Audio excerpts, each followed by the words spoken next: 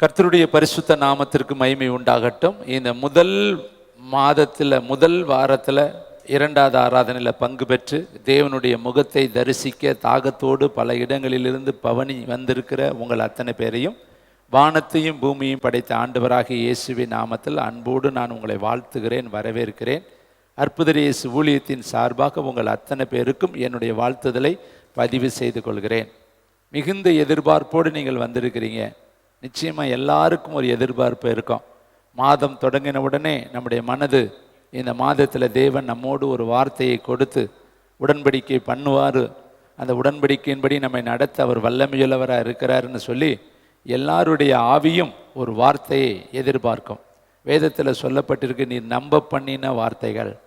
கர்த்தர் கொடுக்குற வார்த்தைகள் நம்மை நம்ப பண்ணுகிற வார்த்தைகள். பெற்றோர் பிள்ளைகளுக்கு சொல்லுவாங்க, அம்மா இருக்கிறேன்ல வாங்கி கொடுக்குறேன் அப்படி சொன்னால் அந்த பிள்ளைங்க அதை நம்பிக்கிட்டே இருக்கும். சொல்லுங்கள், நீங்கள் வாங்கி தரேன்னு சொன்னேல, நீ எனக்கு தருவேன்னு சொன்னேல, பார்க்க வர்றேன்னு சொன்னேல அப்படின்னு சொல்லி அந்த வார்த்தையை பிடித்து கொள்வார்கள். ஏன்னா அது பிள்ளைகள் அந்த வார்த்தையை வச்சு தான் நம்மளை மடக்குவார்கள். அதுபோல் நம்மளுக்கும் கர்த்தர் ஒரு வாக்கு கொடுத்துட்டாருன்னா அதை வச்சு நம்ம இந்த மாதம் பூரா என்ன பண்ணிடலாம், அவரை என்ன செய்யலாம், சொல்லிக்கிட்டே இருக்கலாம். நீர் ஆபிரகாமுக்கு, ஈசாக்குக்கு, யாக்கோப்புக்கும் தேவனே, நீர் என்னை அழைத்தீர், இதெல்லாம் நீர் தான் சொன்னீர், உம்முடைய வார்த்தையின்படி தான் இதை செய்தேன் என்பதை இன்னைக்கு கேட்டருளும். அவ்வளோதான் ஜெபம். என்னை கேட்டருளும், நீ தானே சொன்னீங்க, நீங்கள் தானே என்னை அனுப்புனீங்க, என்னை கேட்டருளும். அப்படி சொன்ன உடனே வானத்தின் மதகுகள் திறக்கப்பட்டு தேவனுடைய வல்லமை இறங்குச்சு. அது காரணம் என்னது, அவர் நம்ப பண்ணின அந்த வார்த்தை, அனுப்பி வைச்ச வார்த்தை, சொல்லின வார்த்தை. அப்போ வார்த்தை ரொம்ப ரொம்ப முக்கியம் நம்முடைய வாழ்க்கையில். அதனால் இன்றைக்கும் கர்த்தர் உங்களுக்கு ஒரு வார்த்தையை, வித்தியாசமான வார்த்தை, பிளஸ்ஸிங் வேடெல்லாம் கிடையாது. நீங்கள் நினைக்கிற மாதிரி இன்றைக்கு இருக்கிறதே போல் 1000 மடங்கு பெருவ, கிழக்கிலையும் மேற்கிலையும் பெருவ அப்படிலாம் அவர் சொல்லலை. கர்த்தர் கொடுத்த வார்த்தை ரொம்ப ஆச்சரியமான ஒரு வார்த்தையை எனக்கு கொடுத்தாரு. என்னால் கிரகிக்க முடியல, பிரமிப்பாகி போச்சு. ஏன்னா அப்படிப்பட்ட ஒரு வார்த்தையை கொடுத்து உங்களோடு அதை பகிர்ந்து கொள்ள கர்த்தர் என்னை உந்தி தள்ளி கொண்டு வந்திருக்கிறார்.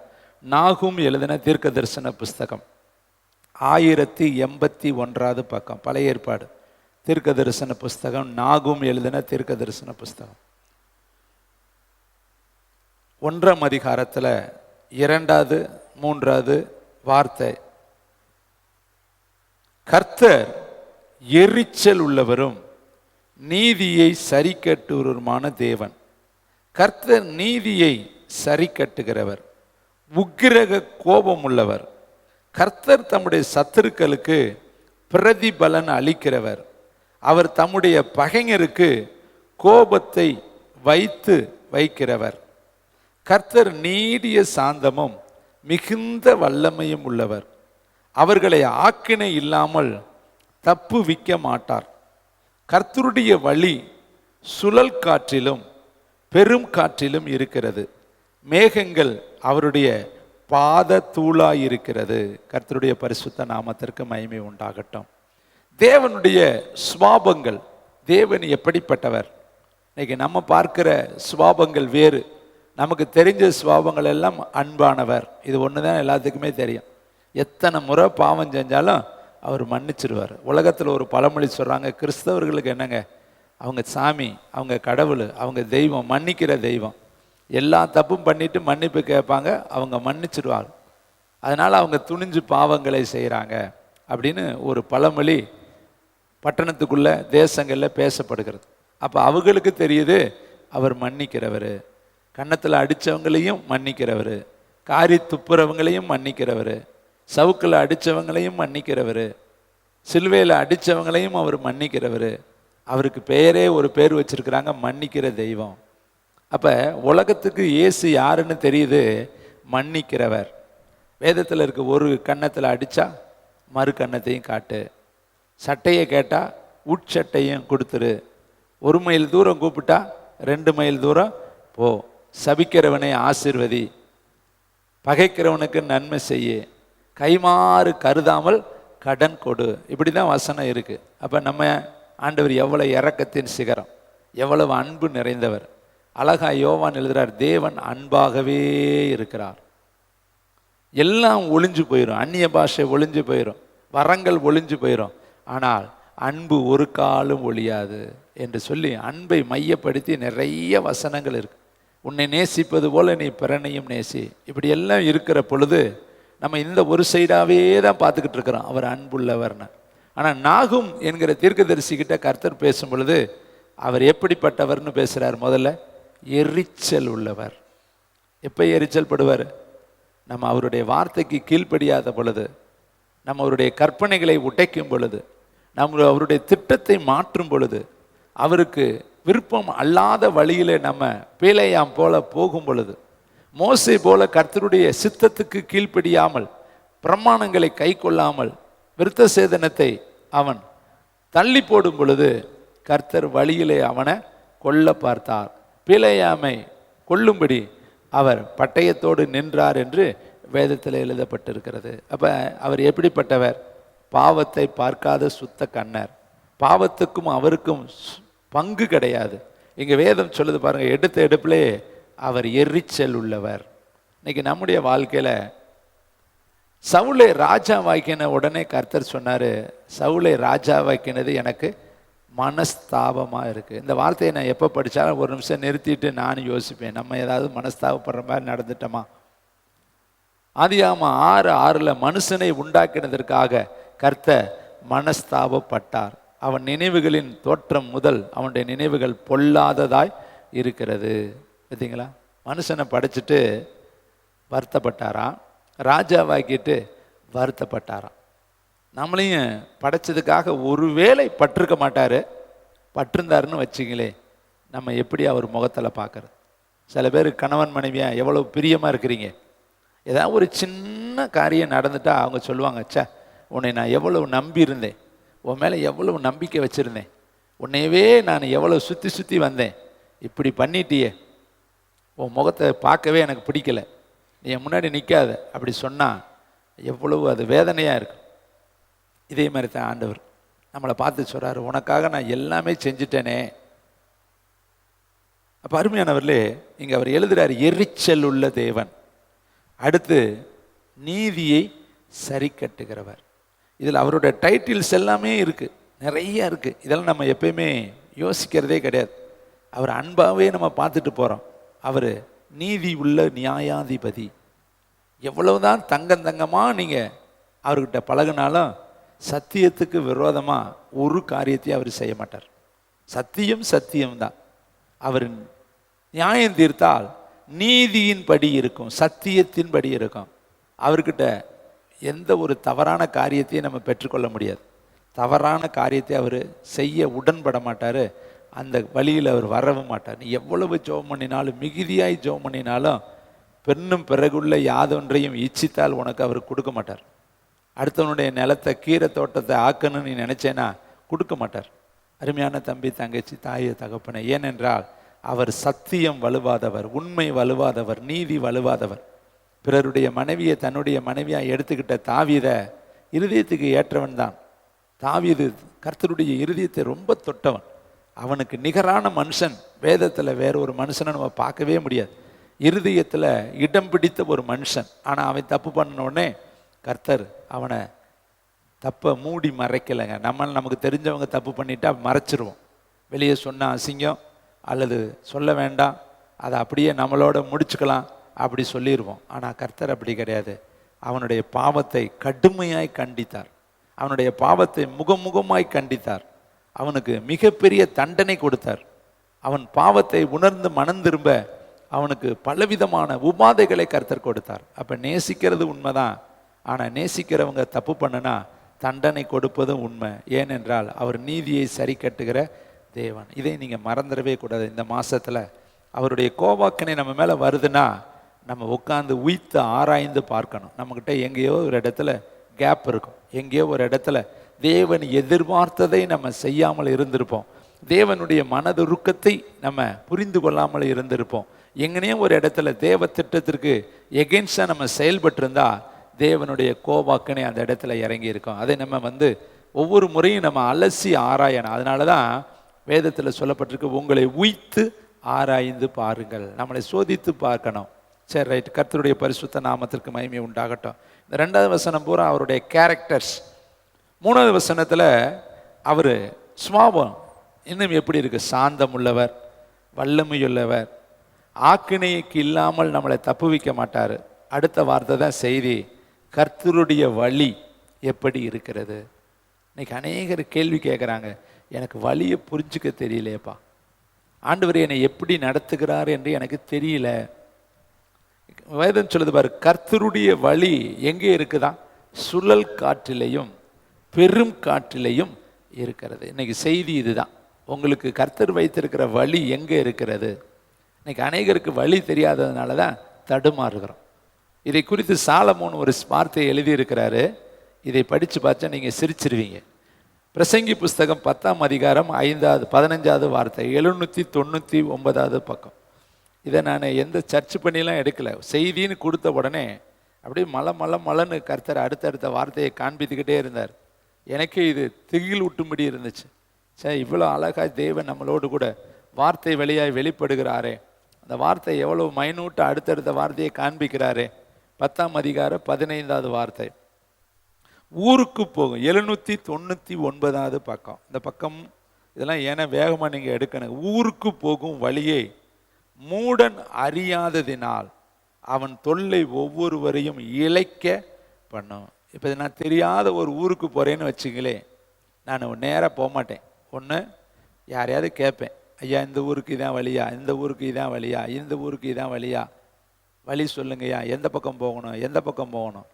ஊருக்கு போகும் வழி தெரியாததுனால அவன் என்ன பண்ணுவானா, தொல்லை மற்றவர்களை இழைக்க பண்ணுமா. சொல்லுவாங்க, எத்தனை முறையாக சொல்கிறது. அது இப்போ சொன்ன அழகாக ஸ்ட்ரைட்டாக போய் லெஃப்டில் போய் ரைட்டில் போய் லெஃப்டில் போய் ரைட்டில் போய் இப்படி சொல்லுவாங்க. நம்ம எப்படி மைண்டில் வைக்கிறது? யார்கிட்ட ஒரு பாதை கேட்டோம்னா ஸ்ட்ரைட்டாக போங்க, லெஃப்டில் போங்க, ரைட்டில் போங்க, லெஃப்டில் போங்க, ரைட்டில் போங்கம்பாங்க. இவ ஒரு செகண்டில் அவங்க சொல்லிடுவாங்க. ஏன்னா அவங்களுக்கு நல்ல மெமரியில் இருக்கும், லெஃப்ட் ரைட்டு. கேட்குற நமக்கு உடனே அதை மெமரி பண்ண முடியாது. நம்ம நேராக தான் நினைப்போம், அதுக்காட்டி லெஃப்ட்டை சொல்லி ரைட்டை சொல்லி லெஃப்ட்டை சொல்லி ரைட்டை சொல்லிடுவார். இவர்கிட்ட கேட்டது பெரிய தப்பாக போயிருக்கடான்ட்டு அடுத்த ஆள்கிட்ட போய் மெதுவாக, ஏயா இந்த பக்கம் போகலாமான்னு கேட்க வேண்டியதார். அது நான் ட்ரைவ் பண்ணேன்னா அம்மா சொல்லுவாங்க, எத்தனை பேர்கிட்ட தான் கேட்பேன், நான் பழி சொல்கிறேன் நீ போ அப்படிம்பாங்க. ஏன்னா பாதை போயிட்ட கட் பண்ணி வர முடியாது, நம்ம திருப்பி வளைச்சிட்டு வர்றது சாதாரண காரியம் கிடையாது. அதனால் தெரிஞ்ச பாதையில் போகிறது, விசாரிச்சுட்டு போகிறது நல்லது. இங்கே வேதம் சொல்லுது பாருங்க, அழகான வார்த்தை, ஊருக்கு போகும் வழியை மூடன் அறியாததினால் அவன் தொல்லை ஒவ்வொருவரையும் இழைக்க பண்ணும். அப்போ வழி நமக்கு தெரியணும், நம்ம போகிற ஊருக்கு வழி தெரியணும், நமக்கு கர்த்தர் வச்சிருக்கிற ஊழியத்திற்கு வழி தெரியணும், கர்த்தர் நமக்கு வச்சிருக்கிற ஆசீர்வாதத்துக்கு வழி தெரியணும், கர்த்தர் நமக்கு வச்சிருக்கிற மகிமையை கண்டுபிடிக்க நமக்கு வழி தெரியணும். இன்னைக்கு நம்ம வழி தெரியாதனால தான் தடுமாறும். சில பேர்த்த கேட்டீங்கன்னா, ஊழியத்துக்கு என்னை அழைச்சாரானேன்னு ஒரு கேள்வி இருக்குது. அழைச்சிருக்கிறாரான்னு கேட்டால் அதுலேயே முழிப்பாங்க. கர்த்தர் உன்கிட்ட பேசினாருன்னு கேட்டால் அதை விட முழிப்பாங்க. கர்த்தர் உங்களை சொன்னாருன்னு கேட்டால் பதிலே சொல்ல மாட்டாங்க. ஒரு உத்வேகம் பிரதர், ஒரு உணர்வு பிரதர், அப்படி தான் சொல்லுவாங்க. ஆனால் கர்த்தர் பேசினார், சொன்னார், காண்பித்தாருன்னு சொல்ல இன்னும் நம்ம அனுபவத்துக்குள்ளே போகலை. அதனால தான் தடுமாற்றம். அதான் ஊருக்கு போகும் வழி. உங்களுக்குன்னு கர்த்தர் வச்சிருக்கிற வழியை நீங்கள் சரியாக தெரிஞ்சுக்கிட்டீங்கன்னா யாரையுமே நீங்கள் இழைக்க பண்ண மாட்டீங்க. நீங்களே ஆண்டவர் இடத்துல கரெக்டாக பிடிச்சி நடத்தி போவீங்க. பாருங்கள், சங்கீதத்தில் கர்த்தர் அழகா சொல்கிறாரு, வழியை கர்த்தர் எப்படி மோசேக்கு காண்பிக்கிறார். சங்கீதத்தில் 103வது சங்கீதத்தில் 7வது வசனம், 734வது பக்கம். ஒரு மனுஷனை ஆண்டவர் அழைத்த உடனே முதல்ல அவனுக்கு என்ன சொல்கிறாரு, என்ன காண்பிக்கிறாருன்னு வார்த்தை இருக்கிறது. வாசிக்கலாம். 103வது சங்கீதம் 7வது வார்த்தை, அவர் தமது வழிகளை மோசேக்கும். அப்போ வழிகளை யாருக்கு காண்பிப்பார்? மோசேக்கு காண்பிப்பார். அடுத்து, தமது கிரியைகளை இஸ்ரவேல் புத்திரருக்கும் தெரிய பண்ணினார். செங்கடல் பிளந்ததை இஸ்ரவேலர்கள் பார்த்தார்கள். ஆனால் செங்கடலுக்குள்ள வழி இருக்குதுன்னு கர்த்தர் யாருக்கிட்ட சொன்னார்? மோசே கிட்ட சொன்னார். நல்லா கவனிக்கணும், இஸ்ரவேலர்கிட்ட சொல்லலை, மோசே கிட்ட தான் சொல்கிறாரு. போய் கடலை பிளந்துருப்பா, யோர்தானில் கால் வைப்பா, எரிகோவை சுற்றி வாப்பா, ஆழத்தில் கொண்டு போய் வலைய போடுப்பா, 2 மீனை என்கிட்ட கொண்டு தாப்பா. வழியை அவர் நமக்கு சொல்லி தராரு. யாருக்கு சொல்கிறாரு? மோசையா யார் இருக்கிறாங்களோ, யார் ஊழியத்தில் உண்மையும் உத்தமும் நீதியும் நேர்மையும் பக்தியும் தேவ திட்டத்தை புரிந்து யார் இருக்கிறாங்களோ அவங்களுக்கு கர்த்தர் வழியை காண்பிப்பார். அதுக்கு பின்னாடி இருக்கிற ஜனங்களுக்கு கிரியைகளை காண்பிப்பார். இப்போ வழி மோசேக்கு தெரிஞ்சிருச்சு, கடலுக்குள்ளே தான், மற்றவங்களுக்கு தெரியல. ஆனால் மோசே கையை நீட்டினோடனே வழி வந்துச்சு, அதன் வழியாக எல்லாரும் போனாங்க. கிரியைகளை ஜனங்கள் பார்த்தார்கள், ஆனால் வழி இருக்கிறது மோசேக்கு கர்த்தர் சொன்னார். கரந்தட்டி கர்த்தருக்கு நன்றி சொல்லுவோம். உனக்கும் இந்த மாசத்துல நீ போக வேண்டிய வழியை உனக்கு காண்பிப்பார். வேதத்தில் யோவான்ல வார்த்தை இருக்குது, 14ஆம் அதிகாரத்தில் வழி யாரு என்று சொல்லி அவரே சொல்லியிருக்கிறார். நானே வழியும் நானே சத்தியமும் நானே ஜீவனுமா இருக்கிறேன். நமக்கு வழி யாரு? இயேசு தான். யோவான் 14:6 நானே வழி. அப்போ வழி இயேசு தான். எல்லா பிரச்சனைக்கும் வழி. என்னை அல்லாமல் உங்களால் ஒன்றும் செய்ய கூடாது. இயேசுவை விட்டுட்டு நம்மளாம் ஒரு வழியில் போனோம்னா, இன்னைக்கு நிறைய வழிகளை ஜனங்கள் சொல்கிறாங்க. இப்படி போய் அப்படி வாங்க, அப்படி போய் இப்படி வாங்க, இவர்கிட்ட ரெக்கமெண்டேஷன் பண்ணனா அவர் அங்கே போய் சொல்லுவார். அப்படி ரெக்கமெண்டேஷனே கிடையாது. மனுஷனுக்கும் தேவனுக்கும் மத்தியஸ்தர் ஒருத்தர் தான். மனுஷனுக்கும் தேவனுக்கும் எத்தனை பேர் மத்தியஸ்தர்? ஒருத்தர். அவர் மனுஷகுமாரனாகிய இயேசு கிறிஸ்து மாத்திரம்தான். அப்போ நமக்கும் தேவனுக்கும் இடையில ஒருத்தர் தான் மத்தியஸ்தர் இருக்கிறாரு, அவர் இயேசு கிறிஸ்து என்று வேதம் சொல்லுது. உலகத்தின் பாவத்தை எல்லாம் சுமந்து தீர்க்கிற தேவாட்டுக்குட்டி ஒருத்தர் தான், அவர் ஆண்டவராகிய இயேசு கிறிஸ்து என்று வேதம் சொல்லுது. இயேசுடைய வார்த்தையை நீங்க உன்னிப்பா கவனிச்சிங்கன்னா, நானே வழி அப்படிங்கிறார். அந்த நே அப்படிங்கிற வார்த்தை ரொம்ப முக்கியம். இன்னொரு வழி கிடையாது. நானே வழியும் நானே சத்தியமும் நானே ஜீவன். அப்ப இன்னொரு வழி இருந்தா நானும் வழி நானும் சத்தியம் நானும் ஜீவன் அவர் சொல்லியிருக்கணும். அப்படி கிடையாது. நானே வழி அப்படின்னா வேறு ஒரு வழி இல்லை. நானே சத்தியம் வேறொரு சத்தியம் இல்லை.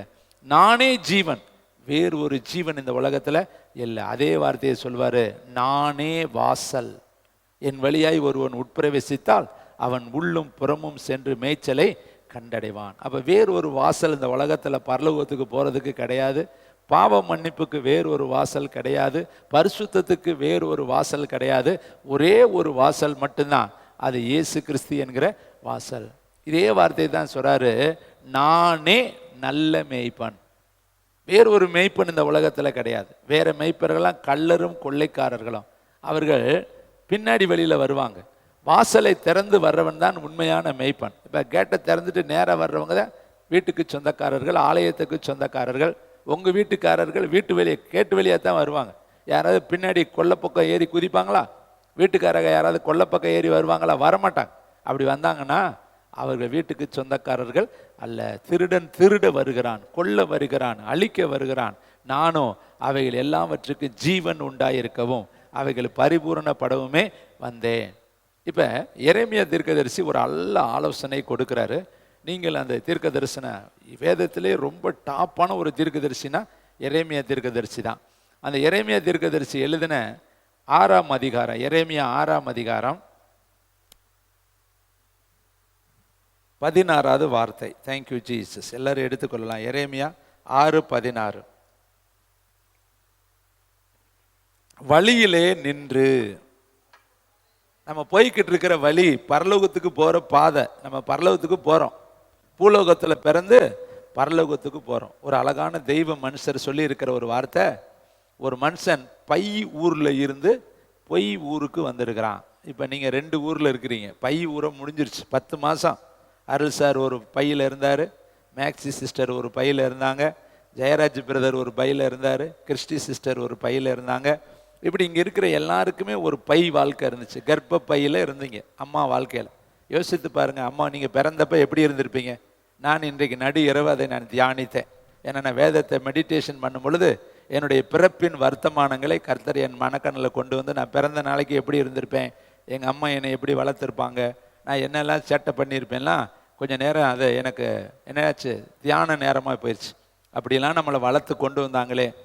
இன்னைக்கு அன்றைக்கு ஒரு வேளை கைவிட்டு இருந்தாருன்னா அந்த கருவிலே நம்ம அழிஞ்சிருப்போமே, பிறப்பிலே நம்ம அழிஞ்சிருப்போமே, சிறாராவே நம்ம முடிஞ்சிருப்போமே. இத்தனை ஆண்டு காலம் எத்தனை பாதையை கடந்து கொண்டு வந்திருக்கிறார், இதுவரை தாங்கினாரேன்னு சொல்லி அந்த அன்பை நினைத்து நினைத்து கர்த்தருக்கு நான் நன்றி சொன்னேன். நீங்களும் பாருங்க, பையூரில் 10 மாசம் இருந்தீங்களே, இன்னைக்கு எத்தனை சிசுக்கள் கருவிலே கலைஞ்சு போகுது. 6 மாதம் 7 மாதம் 8 மாதம் பிறக்கிற நாளில் கூட பிள்ளைகள் மரித்து பிறக்கிறாங்க, கலைஞ்சிட்றாங்க. கரு கூடுனவுடனே கலைஞ்சிருது. ஆனால் நம்ம கரு கூடுன பொழுது கலையாதபடி கர்த்தர் காத்தார். கைத்தட்டி கர்த்தருக்கு. அதனால தான் ஃபாதர் பாட்டு பாடியிருக்கிறார், கருவிலிருந்து தாங்கி வந்தீர் கிருபையினாலே, இந்நாள் வரை தாங்குகிறீர் இரக்கத்தினாலே. கருவிலிருந்து தாங்கி வந்து கிருபையினாலே, இந்நாள் வரை தாங்குகிறீர் இரக்கத்தினாலே. தாங்கினே தப்புவித்தீ சுமந்தீ சுகம் தந்தீ. தாங்கினே தப்புவித்தீ சுமந்தீ சுகம் தந்தீ. கருவிலிருந்து தாங்கி வந்தீர் கிருபையினாலே, இந்நாள் வரை தாங்குகிறீர் இரக்கத்தினாலே. இன்னைக்கு உங்களுக்கு மேடு பள்ளம் தெரியுது, குண்டு குழி தெரியுது, நல்லது கெட்டது தெரியுது. ஆனால் பிறந்தப்ப என்ன தெரிஞ்சிச்சு? எதுவுமே தெரியாது. இப்போ இங்கே இருக்கிற அருமையான மகள் பெபேயால் இருக்கு, ஜூடா இருக்கிறேன், எப்ராஹிம் இருக்கிறேன், குட்டி பிள்ளைகள் நிறைய இங்கே இருக்குது. அவங்களுக்கு தெரியாது, நன்மை தீன்மை தெரியாது. அவங்க எங்கன வேணாலும் விழுவாங்க, எங்கன வேணாலும் உட்காருவாங்க, எங்கன வேணாலும் எந்திரிப்பாங்க. அவங்க தாய்மார்கள் தான் அவங்கள கண்ணு கருத்துமாக பாதுகாக்கிறாங்க. அதே மாதிரி நாமும் எப்போ கீழே விழுந்து மேலே விழுந்தாலும் நமக்கு ஒரு தாயாக இருக்கிற ஏசப்பா கண்ணும் கருத்துமாக பாதுகாத்து இந்த மாதம் இந்த நொடி வரையும் நம்மளை கொண்டு வந்து சேர்த்துருக்கிறார். கைத்தட்டி கர்த்தருக்கு நன்றி சொல்லுவோமா? இந்த வார்த்தையை வாசித்து பாருங்க. எரேமியா 6ஆம் அதிகாரத்தில் அழகாய் கர்த்தருடைய வார்த்தையை 16வது வசனத்தை வாசிக்கலாமா? 6:16. வழியிலே நின்று பூர்வ பாதைகள் எவை என்று கேட்டு விசாரித்து நல்ல வழி எங்கே என்று பார்த்து அதிலே நடவுங்கள், அப்பொழுது உங்கள் ஆத்மாவுக்கு இளைப்பாறுதல் கிடைக்கும் என்று கர்த்தர் சொல்லுகிறார். இது சொல்றவர் கர்த்தர். வாய் வேணா எரேமியா வாயா இருக்கலாம், மனுஷன் வேணா எரேமியாவா இருக்கலாம். ஆனால் எரேமியாவுக்குள்ள இருந்து பேசுகிறவர் கர்த்தர். அதனாலதான் கர்த்தர் சொல்லுகிறார். நிறைய இடத்துல சேனைகளின் கர்த்தர் சொல்லுகிறார், சேனைகளின் கர்த்தர் சொல்லுகிறார். இந்த வார்த்தை வர்ற இடம் பூராமே 100க்கு 100 தேவனுடைய ஆவியானவர் பேசுகிற வார்த்தை. என்ன சொல்றாரு? பூர்வ பாதை எதுன்னு கொஞ்சம் கேளுங்க. மோசே நடந்த பாதை எது? ஆரோன் நடந்த பாதை எது? யோசுவா நடந்த பாதை எது? இன்னும் தானியேல் நடந்த பாதை எது? நமக்கு முன்னோடிகளாய் வாழ்ந்த பூர்வ காலத்து பரிசுத்தவான்கள் நடந்து போன பாதை எதுன்னு பார்த்து அதில் நின்று அதில் நீங்கள் நடந்தீங்கன்னா உங்களுக்கு இளைப்பாறுதல் கிடைக்கும். அப்போ இந்த மாதம் உங்களுக்கு இளைப்பாறுதல் வேணும்னா நீங்கள் என்ன பண்ணணும்? கர்த்தருடைய வழியை கண்டுபிடிக்கணும். அந்த வழி எங்கே இருக்குது? சுழல் காற்றிலையும் இருக்கு, பெருங்காற்றிலையும் இருக்கு. அப்போ காற்றில் அவருக்கு வழி இருக்கா? நிச்சயமாய் அவருக்கு காற்றில் வழி இருக்கு.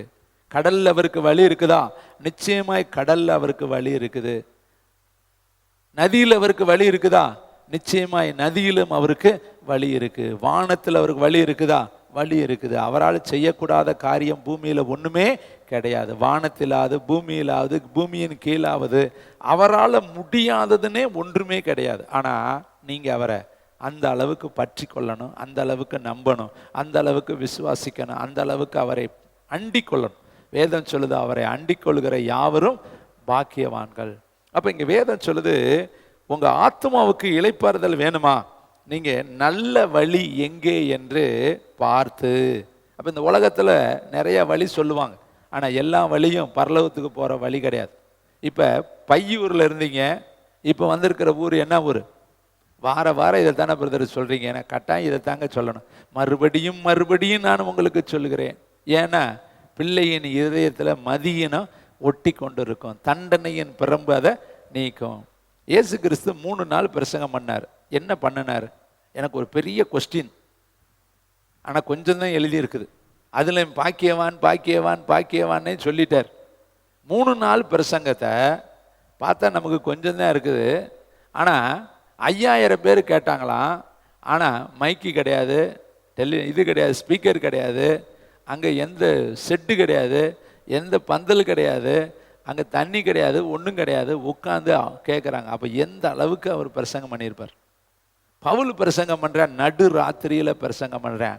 அங்கே 3ஆம் மெத்தையில இருந்து கீழே விழுந்தான்னு வேதம் சொல்லுது. விடிய விடிய பிரசங்கம் பண்ணுறேன். சிறைச்சாலையில் பாட்டு பாடுறேன். சிறைச்சாலையில் அவன் பாடின பாட்டை கேட்டு அங்கே இருந்த கைதிகள் எல்லாரும் ஆண்டவன்மாரே ரட்சிக்கப்பட நாங்கள் என்ன செய்யணும்? பார்த்தீங்களா? எங்கெல்லாம் நம்மளை கொண்டு வீட்டில் பாட்டு படிக்கவே நமக்கு பாட்டு வர மாட்டேங்குது. ஆனால் ஜெயிலில் கை கட்டி இருக்குது, காலு கட்டி இருக்குது, உடம்பெல்லாம் அடித்து பூரா ரத்தம் வடிஞ்சுக்கிட்டு இருக்குது. அந்த சூழ்நிலையிலும் பவுலுக்கும் சீலாவுக்கும் என்ன பாட்டு வந்திருக்கோம்? என்ன சொல்லி பாடியிருப்பாங்க? என்ன சொல்லி துதித்திருப்பாங்க? அவங்க துதித்த துதியினுடைய வார்த்தை என்ன? அப்போ அந்த வார்த்தைகளை பரலோகம் கேட்டு அஸ்திபாரம் அசையும்படி அங்கே தேவன் இறங்கினார்னா, நீங்களும் கட்டப்பட்டிருக்கிறீங்களா? பவுல் சொல்றார், நான் கட்டப்பட்டிருக்கையில் பெற்றெடுத்த ஒனோசிமோனுக்காக நான் கர்த்தரை ஸ்தோத்தரிக்கிறேன். ஒரு காலத்தில் அவன் எனக்கு பிரயோஜனம் இல்லாதவன், ஆனால் இப்பொழுதோ எனக்கு அவன் இளைப்பாறுதல் உள்ளவனா இருக்கிறான். அப்போ நம்ம கட்டப்பட்டு இருந்தாலும் பெற்றெடுக்கணும். நீ இப்போ முடியாத வீட்டில் சூழ்நிலையில் இருந்தாலும் நம்ம கற்றுக்கொள்ள வேண்டிய காரியம் இருக்குது. பாஸ்டர் பாலியாங்கிச்சோ ரொம்ப பிஸி ஒர்க்கர். அவரை மாதிரி பிஸியான நபர்களை பார்க்கவே முடியாதான். காலையில் எந்திரிச்சதுல இருந்து ராத்திரி வரையும் எப்போ பார்த்தாலும் செய்தி பிரசங்கம் ப்ரிப்பரேஷன், எப்போ பார்த்தாலும் பிஸியாக இருப்பார். அவருக்கு ரெஸ்ட் என்பதே கிடையாது. எந்திரிச்சதுல இருந்து ராத்திரி வரையும் அவருடைய திங்கிங், அவருடைய நினைவு அலைகள் எல்லாமே ஊழியம் ஊழியம் ஊழியம் ஊழியம் ஊழியம். அவருடைய சபை முதல்ல 3 பேர்கள் கூடி ஆராதித்த சபை என்ன ஆயிடுச்சான்? உலக புகழ்பெற்ற ஒரு பெரிய சபையாய், சியோல் திருச்சபையாய் மாறிடுச்சு. சபை பெருக பெருக பொறுப்புகள் கூடிருச்சு. பொறுப்புகள் கூட கூட கூட இவருடைய ஜெப நேரமும் இவருடைய எல்லா நேரத்தையும் செலவு இன்வெஸ்ட்மெண்ட் பண்ண ஆரம்பிச்சிட்டார். ஆனால் குடும்பத்தை கவனிக்கலை, அவர் சரீரத்துக்கு ஓய்வு கொடுக்கல, கற்றுக்கொள்ள வேண்டியதை கற்றுக்கொள்ளலை, தேவனுக்கு கொடுக்க வேண்டிய நேரத்தை கொடுக்கலை. அவர் சில அறியாமைன்னு சில தவறுகளை செய்துட்டாரு. நாமும் தாங்க ஊழியம் பழுவாக இருக்கும் பொழுது நம்ம ஜெபிக்க வேண்டிய நேரம் குறைஞ்சிரும். ஊழியம் அதிகமாக இருந்தால் வேத வாசிப்பு நேரம் குறைஞ்சிரும். ரியலியே நமக்கே தெரியும். நீங்கள் நல்ல பிஸியாக இருக்கிறப்ப பொழுது பாருங்கள், முன்னாடி மாதிரி வேதத்தை உங்களால் படிக்க முடியாது. நல்ல பிஸியாக இருக்கிறப்ப பாருங்களே, அதிக நேரம் உங்கள் ஜெபிக்க மாட்டீங்க, வேகமாக ஓடிக்கிட்டு தான் இருப்பீங்க. இந்த 15 நாள் ஊழியத்தில் இருக்கிறப்பெல்லாம் நீங்கள் மணிக்கணக்காக வீட்டில் ஜெபம் பண்ணீங்களா, பைபிள் படிச்சிங்களா, ஆராதிச்சிங்களான்னா கை தூக்க மாட்டீங்க. ஏன்னா நம்ம செய்ய மாட்டோம். ஏன்னா நம்ம ஊழியத்துக்கு தானே போகிறோம். அதனால என்ன இருக்குது, அப்போ போகிற வழியில் நம்ம சொல்லிக்கலாமே, செஞ்சுக்கலாமே, படிச்சுக்கலாமே, அது ஊழியம் தானே செய்ய போகிறோம் அப்படின்னு நம்ம அசால்ட்டாக இருப்போம். ஆனால் அப்படி அல்ல. இப்போ இந்த பாஸ்டர்கிட்ட பர்த்தர் பல முறை இடைப்பட்டார், பேசினார், நேரத்தை ஆண்டவரிடத்தில் செலவிடத்துக்கு உணர்த்தினார், குடும்பத்தை பார்க்க சொல்லி உணர்த்தினார், பல விதத்தில் அவரோடு இடைப்பட்டு பார்த்தார். ஆனாலும் அவர் என்ன செய்யலை, தன்னுடைய இருதயத்தை தேவனுக்கு கொடுக்கல. அவர் என்ன பண்ணுறாரு, எப்போ பார்த்தாலும் இந்த வீட்டுக்கு பிரசங்கம் பண்ண போகணும், அந்த வீட்டுக்கு பிரசங்கம் பண்ண போகணும், நாளைக்கு அந்த ஊரில் பிரசங்கம் பண்ணணும், இன்னைக்கு இந்த ஆராதனையில் பிரசங்கம் பண்ணணும், இன்னைக்கு இதே 24 ஹவர்ஸ் சிந்தனையில் இருந்தார். ஒரு நாள் திடீர் என்று அவருக்கு ஒரு வியாதி வந்துருச்சு. இப்போ வியாதினால் அவருடைய உடலில் மாற்றங்கள் வர ஆரம்பிச்சிருச்சு. இப்போ அவரால் பிரசங்கம் பண்ண முடியல, எழுந்து நிற்க முடியல, கட்டில் படுக்கையாய் மாறிட்டார். இப்போ கேள்வி ஆண்டவர் இடத்துல கேட்குறாரு, ஏன் ஆண்டவரே நான் என்ன தப்பு பண்ணனே, ஏன் எனக்கு வியாதி, ஏன் எனக்கு கஷ்டம், ஏன் எனக்கு இந்த நிந்தை, ஏன் எனக்கு இந்த பரியாசம், எந்த விதத்திலும் விரல் விட்டு சொல்கிற அளவுக்கு என்கிட்ட ஒரு பாவ காரியம் இல்லையே, நான் எப்பவுமே உம்முடைய நினைவாக தானே இருந்தேன். ஆனால் கர்த்தர் சொன்னாரா, மகனே உன்னை சிறுமைப்படுத்தி உனக்கு கற்றுக் கொடுக்க வேண்டிய நிறைய காரியம் இருக்குப்பா, நான் உனக்கு கற்றுக் கொடுக்க பல முறை முயற்சி பண்ணினேன், உன்கிட்ட இடைப்பட்டேன், உன்னை தனிமைப்படுத்தி பார்த்தேன், ஆனால் நீயோ தனிமைப்படாதபடி எப்பொழுதுமே பிஸியாகவே இருந்த. கர்த்தர் இன்னைக்கு உங்கள்கிட்ட பேசலாம்னு நினச்சா, நீங்கள் தனிமையாக இருந்தால் தானே அவர் பேசுவார். நீங்கள் எப்பயுமே பிஸியிலே இருந்தீங்கன்னா அவர் எப்படி பேசுவார்? அந்த கூட்டத்துக்கு நடுவில் அவர் எப்படி இடைப்படுவார்? அப்போ உன்னை சிறுமைப்படுத்தி உனக்கு கற்றுக் கொடுக்க வேண்டிய ஆழமான நிறைய காரியத்தை கற்றுக் கொடுக்கணும். உனக்கு பூர்வ பாதைகளை நான் சொல்லித்தரணும். மோசையோடு நான் எப்படி இடைப்பட்டேன், யோசுவாவோடு நான் எப்படி இடைப்பட்டேன், பரிசுத்தவான்களை எப்படி நான் நடத்தினேன், இயற்கைக்கு அப்பாற்பட்ட காரியங்களை எப்படி அவர்களை கொண்டு நான் நடத்தினேங்கிறத உனக்கு நான் கற்றுக் கொடுக்கணும்னா நீ தனிமைப்படுத்தப்படணும். அதுக்கு தான் உன்னை நான் தனிமைப்படுத்தியிருக்கிறேன். அப்போ அவர் சிறுமைப்பட்ட பொழுது, படுத்திருக்கிற பொழுது கர்த்தர் நிறைய காரியங்களை அவரோடு பேச ஆரம்பித்தார். இப்போ அவருக்கு பிரசங்கம் பண்ணுற வேலை இல்லை, இப்போ அவர் எந்த வீடுகளும் சந்திக்க வேண்டிய வேலை இல்லை, ஏன்னா போக முடியாது, இப்போ எங்கேயுமே அவரால் போக முடியாது. அதனால் இப்போ வீட்டில் உட்காந்துருக்கிறார். உட்காந்தப்போ வேதத்தை எடுத்து படிக்க ஆரம்பிக்கிறாரு. கர்த்தர் அவரோடு பேச ஆரம்பித்தார். கர்த்தர் புதிய காரியங்களை கற்றுக் கொடுக்க ஆரம்பித்தார். ஊழியத்தில் பல பரிமாற்றங்களை கற்றுக் கொடுத்தார். அந்த காலத்தில் தான் அவர் பெட்டில் ரெஸ்ட்டாக இருக்கும் பொழுது தான் பரிமாணங்களை கற்றுக்கொடு. அதனால தான் அவர் முதல் பரிமாணம், 2ஆம் பரிமாணம், 3ஆம் பரிமாணம், 4ஆம் பரிமாணம்னா புத்தகங்களை எழுதியிருக்கிறார். அதெல்லாம் எங்கே எழுதினார்?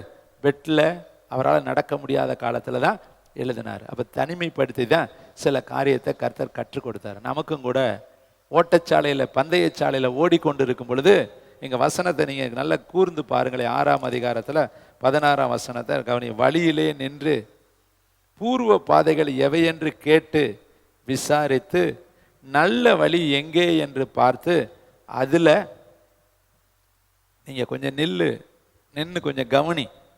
போன மாதம் வரை ஓடிட்டேன், இந்த மாதம் நம்ம ஓடுறதுக்கு முன்னாடி கொஞ்சம் செக்கப் பண்ணணும். நல்லா கவனிங்க. காலையில் எந்திரிச்ச உடனே அந்த வாகனங்கள் வச்சுருக்கிறவங்க ஏர் செக் பண்ணுவாங்க, அடுத்து பெட்ரோல் செக் பண்ணுவாங்க, அடுத்து எல்லாம் வண்டி கரெக்டாக இருக்கா அப்படின்னு பார்ப்பாங்க. ஏன்னா போகிற வழியில் அது என்கிட்ட நின்று போச்சுன்னா என்ன செய்ய முடியும்? இன்னும் பார்த்தீங்கன்னா நம்முடைய பாக்கெட் மணிலாம் கரெக்டாக இருக்கா? இதேமாரி ஒரு வேடிக்கை கதை இருக்குது. பெரிய ஒரு தேவ மனுஷர் சொன்ன பிரசங்கத்தில் அது இருக்குது. ஒருத்தர் எப்பயுமே டிலே இல்லை, அவசரமாக தான் அவர் எப்பயுமே கிளம்புவார். எப்பயுமே கரெக்டாகவே கிளம்ப மாட்டார். எப்போ கிளம்பினாலுமே டிலே தான். கடைசி நேரத்தில் தான் பரபரன்னு அவர் செயல்படுவாராம். அப்போலாம் இப்போலாம் நிறைய வாகனங்கள் போக்குவரத்து வந்துருச்சு. அந்த காலத்தில் எப்போயாவது ஒரு பஸ்ஸு தான் இருக்கும். அப்போ அவர் அந்த குறிப்பிட்ட டயத்தில் தான் கிளம்ப ஆரம்பிக்கிறாரு. அதுக்காட்டி பேருந்து வந்துருச்சு. அப்போ மனைவியை பார்த்து வேகமாக சொன்னாராம், வேஷ்டி சட்டையை எடுனாராம். வண்டி வந்துருச்சு, வேஷ்டி சட்டையை எடுனாராம். சிரிக்கிறீங்க பாரு, உங்களுக்கு தெரிஞ்சிருக்கு. அந்தம்மா வேஷ்டியை எடுத்துருச்சு, ஆனால் சட்டையை எடுக்குங்காட்டியும் அவர் டென்ஷன் ஆகிட்டார். என்னம்மா ஆச்சுன்னு கேட்கும் பொழுது இந்த வர்றேன்ட்டு வேகமாக போய் அவர் சட்டை எடுக்கிறதுக்கு பதிலாக அந்தம்மா சட்டையை எடுத்துகிட்டு வந்து கொடுத்துருச்சு. வாங்கி பார்க்கல, நேராக பேருந்துக்கு ஓடி போய் ஏறி அங்கே போய் உட்காந்த இடத்துல தான் வேட்டியை பிரித்தார். அவர் வேட்டி தான் கட்டிட்டார், கையிலேயே கழட்டி கம்கட்டில் வச்சுக்கிட்டார். இப்போ சட்டையை கலட்டலான்னு கலட்டினா சட்டை யார் சட்டையாக இருக்கு? அம்மா சட்டையாக இருக்கு. இப்போ எப்படி போடுறது? அவசரக்காரனுக்கு புத்தி மட்டும். நம்மளும் அப்படி தாங்க, அவசரமாக நம்ம எதை செஞ்சாலும். அதனால தான் கர்த்தர் சொல்றார், கொஞ்சம் நின்று நிதானித்து யோசித்து பூர்வ பாதைகள். மோசே எப்படி நடந்தார், யோசுவா எப்படி நடந்தார், ஆதாம் எப்படி நடந்தார், எங்கே அவர் தடுமாறினார், ஏவாள் எங்கே தடுமாறினாங்க, கொஞ்சம் நீ உட்கார்ந்து நிதானி. அப்போ ஜெப நேரத்தில் நம்ம நிதானிக்கணும். கொஞ்சம் நேரம் தனிமையாக உட்காருங்க. நம்ம தனிமையவே விரும்ப மாட்டேங்கிறாங்க. தயவு செய்து உங்களிடத்தில் அன்பாக நான் கேட்குறது, என்னை நீங்கள் கவனிச்சிங்கன்னா தெரியும். தனிமையாக வந்து இங்கே உட்காந்துருப்பேன், ரொம்ப நேரம் எடுத்துக்கொள்வேன். நானாக உட்காந்து அப்படியே எல்லாத்தையும் அனலைஸ் பண்ணுவேன். வீட்டில் இருந்தாலுமே எங்கள் வீட்டில் அவங்க கவனிப்பாங்க. தனிமையாக உட்காந்துருப்பேன், ரொம்ப நேரம் எடுத்துக்குவேன். உட்காந்து கர்த்தர் கொண்டு வந்த பாதைகள், நம்மளை நடத்தின பாதைகள், இதெல்லாம் நம்ம உட்காந்து கொஞ்ச நேரம் மெடிடேஷன் பண்ணணும். தேவன் நமக்கு செய்த நன்மைகள். நம்ம தனிமையை விரும்பாமல் எப்போ பார்த்தாலும் கூட்டமாகவே நம்ம இருக்கக்கூடாது. பேசினதையே பேசினா பிரச்சனை தான் வரும். கொஞ்ச நேரம் தனிமையாக போய் உட்காந்து உங்கள் சிறுமையில் இருந்து உங்களை மகிமைக்கு எப்படி கர்த்தர் கொண்டு வந்தார் அதை நினச்சி பாருங்கள். அவருக்கு நன்றி சொல்லுங்கள். ஒரு காலத்தில் கர்ப்பத்தில் நம்ம அழிஞ்சிருந்தா என்ன செய்ய முடியும்? உங்கள் பேரே இல்லாமல் போயிருக்குமே. அல்லது சூம்பின உறுப்புள்ளவங்களா நீங்கள் பிறந்திருந்தீங்கன்னா, பிறக்கும் பொழுதே காது இல்லாமல், கை இல்லாமல், கண் இல்லாமல், மூக்கு இல்லாமல், வாய் கிழிந்த வாயோடு குள்ளர்களாக, குள்ள மனிதர்களாக, விகார தோற்றம் உள்ளவர்களாக, சில பெண்களுக்கு முடியே இல்லாமல் பார்த்தீங்கன்னா வழுக்க தலையோடு இருக்குது. உங்களுக்கெல்லாம் கர்த்தர் எவ்வளோ ஹேர் ஸ்டைலை வச்சுருக்கிறார். இதெல்லாம் கர்த்தர் ஞானமாக உங்களுக்கு எல்லாத்தையும் கொடுத்துருக்கிறார் இல்லையா? ஒருவேளை நம்ம அதில் குறைவோடு நீங்கள் பிறந்திருந்தீங்கன்னா என்ன செய்ய முடியும்? யார் இடத்துல போய் கேட்க முடியும்? அவர் தானே பார்த்து கொடுக்கணும். அப்போ தேவன் உங்களுக்கு எல்லாவற்றையும் கரெக்டாக பார்த்து உங்களை அழகாக உருவாக்கி, நீங்களே ஜெபிக்கலை. ரட்சிப்புக்கு நீங்கள் யார் ஜெபம் பண்ணா? நான் ரட்சிக்கப்பட்டதுக்கு நான் ஜெபிக்கவே கிடையாது. நீங்கள் ரட்சிக்கப்பட நீங்கள் ஜெபிக்க, யாரோ ஒருத்தர் ஜெபம் பண்ணி, யாரோ ஒருத்தர் விதையை போட்டு, யாரோ ஒருத்தர் தண்ணியை பாய்ச்சி நம்ம ரட்சிக்கப்பட்டிருக்கோம். கைத்தட்டி கருத்துருக்க. நம்ம யாரோ ஒருத்தர் ஜெபத்தால் ரட்சிக்கப்பட்டிருக்கோம். இன்னைக்கு நம்ம ஜெபம் பண்ணால் யாரோ ஒருத்தர் ரட்சிக்கப்படுவாங்க. அந்த ரட்சிப்புக்கு சொந்தக்காரர் கர்த்தர் தான். நல்லா நேற்று நான் ஆண்டவர்கிட்ட சொன்னேன், நான் இந்த சபைக்காக எதையுமே செய்யலை ஆண்டவரே, இந்த மக்களுக்காக நான் ஒரு குண்டூசி கூட நான் செய்யலை. எல்லாமே நீங்கள் தான் செஞ்சுருக்கிறீங்க. நீங்கள் தான் அடிக்கப்பட்டீங்க, நீங்கள் தான் உதைக்கப்பட்டீங்க, நீங்கள் தான் மிதிக்கப்பட்டீங்க, நீங்கள் தான் சிலுவை சுமந்தீங்க. சகலமும் உம்முடையது தான். நான் இதில் ஒரு லேபர், அவ்வளோதான். நான் ஒரு வேலைக்காரன். நானும் இந்த மக்களுக்கு இவ்வளவு நல்லது நடக்கணும்னு நான் நினைக்கிறப்ப, இதுக்கு ஓனரு, எஜமானன், காரியதர்சி, கண்காணிப்பாளர், இதனுடைய எல்லா பொறுப்பாளரும் நீங்கள் தான். அப்போ இந்த அற்ப மனுஷனே என் பிள்ளைகள் நல்லா இருக்கணும்னு நான் நினைக்கும் பொழுது, எஜமானனாகிய நீங்கள் எப்படி நல்லா இருக்கணும்னு நினைக்க மாட்டீங்களா? இது நேற்று நான் கேட்ட கேள்வி. நேற்று முழுசு என்னுடைய இதயத்தில் அப்படி தான் இருந்துச்சு. என் கூட ஜெபித்த பிள்ளைகளுக்கும் தெரியும். நேற்று நான் ஜெபம் பண்ணும் பொழுது ரொம்ப பாரத்தோடு நான் நேற்றைய நாள் அவர்கள் நடுவில் காணப்பட்டு ஜெபம் பண்ணினேன். இந்த கேள்விக்கு நடிச்சாம கர்த்தர் எனக்கு பதில் சொன்னார். என்னுடைய எந்திரிச்ச உடனே லைவாக தேவன் இடைப்பட்டு, நீதிமான் சுகமாக இருப்பான், ஆனால் அவன் கர்த்தருடைய நாமத்துக்குள்ளே வந்து ஒளிஞ்சு கொண்டா அவனுக்கு சுகம். அப்போ சபை சுகமாக இருக்கணும்னு நான் ஆசைப்பட்டு தான் ஜெபம் பண்ணேன். அதுக்கு கர்த்தர் கொடுத்த பதில், சபை என்னுடைய நாமத்துக்குள்ளே ஒளிஞ்சு கொண்டால், மறைந்து கொண்டால், ஒளிந்து கொண்டால் அவர்களுக்கு சுகமான வாழ்க்கையை நான் தருவேன். இப்போ கேள்விக்கு பதில் கொடுத்துட்டாரா? அதனால இப்போ ரெண்டாவது இந்த வழியை சொல்கிறாரு. நான் வழிகாட்டும்படி நீங்கள் நடந்தீங்கன்னா உங்கள் பூர்வ பாதைகளில் எப்படி சமாதானம் இருந்துச்சோ அதே போல் உங்களுக்கும் சமாதானம் இருக்கும். இன்னைக்கு இதெல்லாம் தெரியாதபடி பாட்டு படித்த உடனே அற்புதம் நடந்துடாதுங்க, கை தட்டினோடனே அற்புதம் நடந்துடாதுங்க. வாழ்க்கை சரியானதாங்க அற்புதம் நடக்கும். வாழ்க்கை சரியில்லாதபடி நீ எவ்வளவு கை தட்டினாலும், எவ்வளவு பாட்டு பாடினாலும், எவ்வளவு குதிச்சாலும், எவ்வளவு உருண்டாலும் அது உங்களுக்கு ஒரு எமோஷனாக தான் இருக்குமே ஒழிய வாழ்க்கையை அது மாற்றாது. அதனால் வாழ்க்கை முதல்ல ரொம்ப முக்கியம். உங்கள் வாழ்க்கை மாறணும்னா பூர்வ பாதைகளை நீங்கள் கண்டுபிடிக்கணும். அப்போ அந்த பாலியங்கிச்சோ ஐயாவுடைய வாழ்க்கையில் என்ன நடந்துச்சு? எல்லாத்தையும் கற்றுக் கொடுத்தாரு, சிறுமைப்படுத்தி கற்றுக் கொடுத்தாரு. இப்போ உங்களுக்கு ஒரு ப்ராப்பர்ட்டி சொல்கிறேன். தனிமையாக இருக்கிறீங்களா? அண்ணாளுக்கு கற்றுக் கொடுத்தாரு இல்லையா? தனிமைப்படுத்தி அவளுக்கு ஜெபிக்க கற்றுக் கொடுத்தாரு, அர்ப்பணிப்பை கற்றுக் கொடுத்தாரு, விட்டு கொடுத்தல கற்றுக் கொடுத்தாரு, தேவாலயத்தில் வீற்றிருக்கிறத கற்றுக் கொடுத்தாரு. ஒரு வேளை அவளுக்கு உடனே குழந்தை கிடைச்சிருந்தா அவள் சாமி வேலை அர்ப்பணிச்சிருப்பாளா? அர்ப்பணிச்சிருக்க மாட்டான். அப்போ லேட்டானதுனால தான் அவள் வாயிலிருந்து ஒரு அழகான வார்த்தை உதிர்ந்தது, நான் குழந்தை கிடைச்சா அந்த குழந்தைய நான் உமக்கே தருவேன். பார்த்தீங்களா? அதனால தான் கர்த்தர் அவளுக்கு டிலே பண்ணினார். நமக்கும் கர்த்தர் ஒரு விதத்தில் தாமதிக்கிறார்னா, ஏதோ ஒன்று உங்கள் வாயிலிருந்து வர வேண்டிய வார்த்தை வரல, அதை நீங்கள் மட்டும் கொடுத்துட்டீங்கன்னா கர்த்தர் அந்த காரியத்தை ரிலீஸ் பண்ணி இன்னைக்கு உங்களுக்கு கொடுத்துருவாரு. சரி பார்ப்போம். கர்த்தருடைய வார்த்தை வேதம் சொல்லுது, நானே மேய்ப்பன், இன்னொரு மேய்ப்பன் கிடையாது. நானே வழி, இன்னொரு வழி கிடையாது. நானே வாசல், இன்னொரு வாசல் கிடையாது. அப்போ இங்கே சொல்கிறாரு, கர்த்தருடைய வழியை கர்த்தர் எப்படிலாம் நமக்கு காண்பிக்கிறார். பூர்வ பாதைகளை கேட்டு அதில் நடந்தீங்கன்னா உங்களுக்கு இளைப்பாறுதல் கிடைக்கும். சரி, கர்த்தருடைய வழியை குறித்து யோபு சொல்கிற வரியே நான் உங்களுக்கு நினைவுபடுத்துகிறேன். யோபு கிட்ட கர்த்தர் பேசுகிறார். இயேசுப்பாவே நேரடியாக பிதாவாகிய தேவனே பேசுகிற வார்த்தை இது. யோபு புஸ்தகத்தில் தான் இருக்குது. யோபு புஸ்தகம் 38ஆம் அதிகாரம் 667 பக்கம். கடைசியில் யோபு கிட்ட கர்த்தர் பேசுகிறார். 38ஆம் அதிகாரத்தில் 1வது வசனத்தை வாசிக்கிறேன் பாருங்க. கர்த்தர் 666 பக்கம் 666 வாசிக்கலாமா? கர்த்தர் பெருங்காற்றிலிருந்து யோபுவுக்கு உத்தரவாக. இப்ப கர்த்தரே யோபு கிட்ட பேச ஆரம்பிக்கிறாரு. அதுல 19வது வசனத்தை வாசிங்க. நீ பூமியின் வெளிச்சம் வாசமா இருக்கும் இடத்திற்கு, இங்க ஒரு வழி கேட்கிறாரு. வெளிச்சத்திற்கு ஒரு வழி இருக்குது. வெளிச்சம் வருதில்ல, அது எங்கிருந்து வருது? அந்த வெளிச்சத்தை யார் உருவாக்கினது? அது பூமிக்கு வருவதற்கு வழி எது? இங்க கேட்கிறாரு. வெளிச்சம் வாசமா இருக்கும் இடம், வெளிச்சம் உதயமாகிற இடம், வெளிச்சம் உண்டாக்கப்படுகிற இடம், அதுக்கு வழி எங்கேன்னு கேட்கிறாரு. அடுத்த கேள்வி அவனிடத்துல கேட்கிறாரு. அதே அதிகாரத்தில் நீங்க பார்த்தீங்கன்னா தெரியும். அதே வசனத்தை தொடர்ந்து வாசிங்க.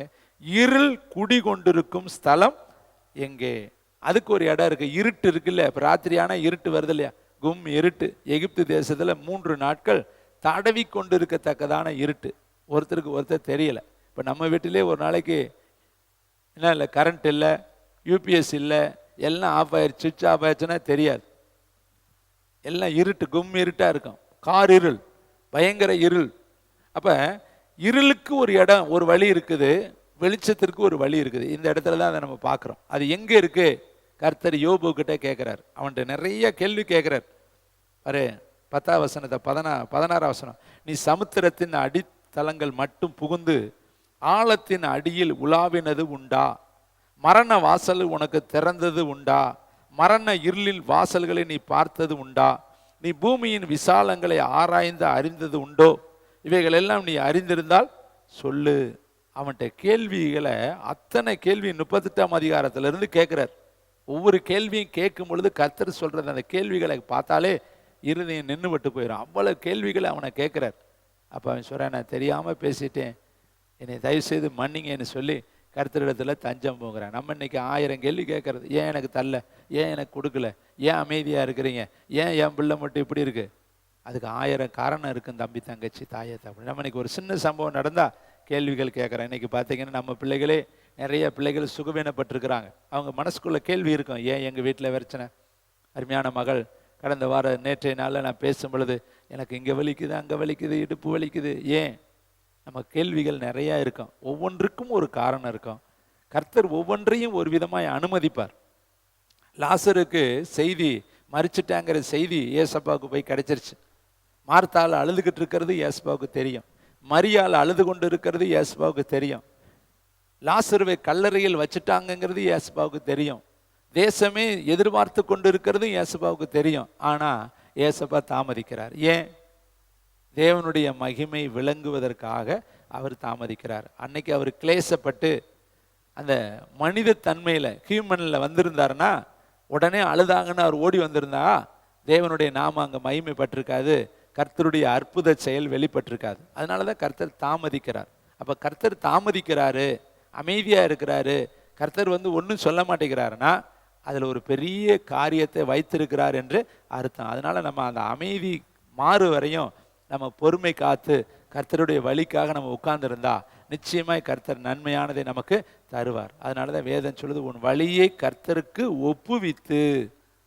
அப்போ வழியை முதல்ல காண்பிச்சிடணும். ஆண்டவரே, நான் இந்த வழியில போறேன், எனக்கு இந்த வழியை நீங்க ஆசீர்வதித்து கொடுங்க. இந்த வாகனத்துல போக போறேன், இந்த வாகனத்தை ஆசீர்வதிங்க. இந்த மாசம் இந்த வேலையை நான் செய்ய போறேன், இந்த வேலையை நீங்க ஆசீர்வதிங்க. அன்பு சகோதரிகள் சமைக்கிறப்ப காலையில இந்த டிஃபன் பண்ண போறேன், இந்த சாப்பாட்டை ஆசீர்வதிங்க. அல்லது இந்த உணவு நான் சிறப்பு உணவு செய்ய போறேன், இந்த சிறப்பு உணவை கர்த்தர் ஆசீர்வதிங்க. அதை சாப்பிட்றவங்களை ஆசீர்வதிங்க. அந்த சாப்பாடு எங்களுக்கு நல்ல எனர்ஜெட்டிக்காக இருக்கணும், அது நல்ல பலனை எங்களுக்கு கொடுக்கணும். இது எங்கே தயாரிக்கப்பட்ட அரிசி, அது எங்கே விளைஞ்சிச்சு, எந்த ஊரில் விளைஞ்சுன்னு நமக்கு தெரியாது.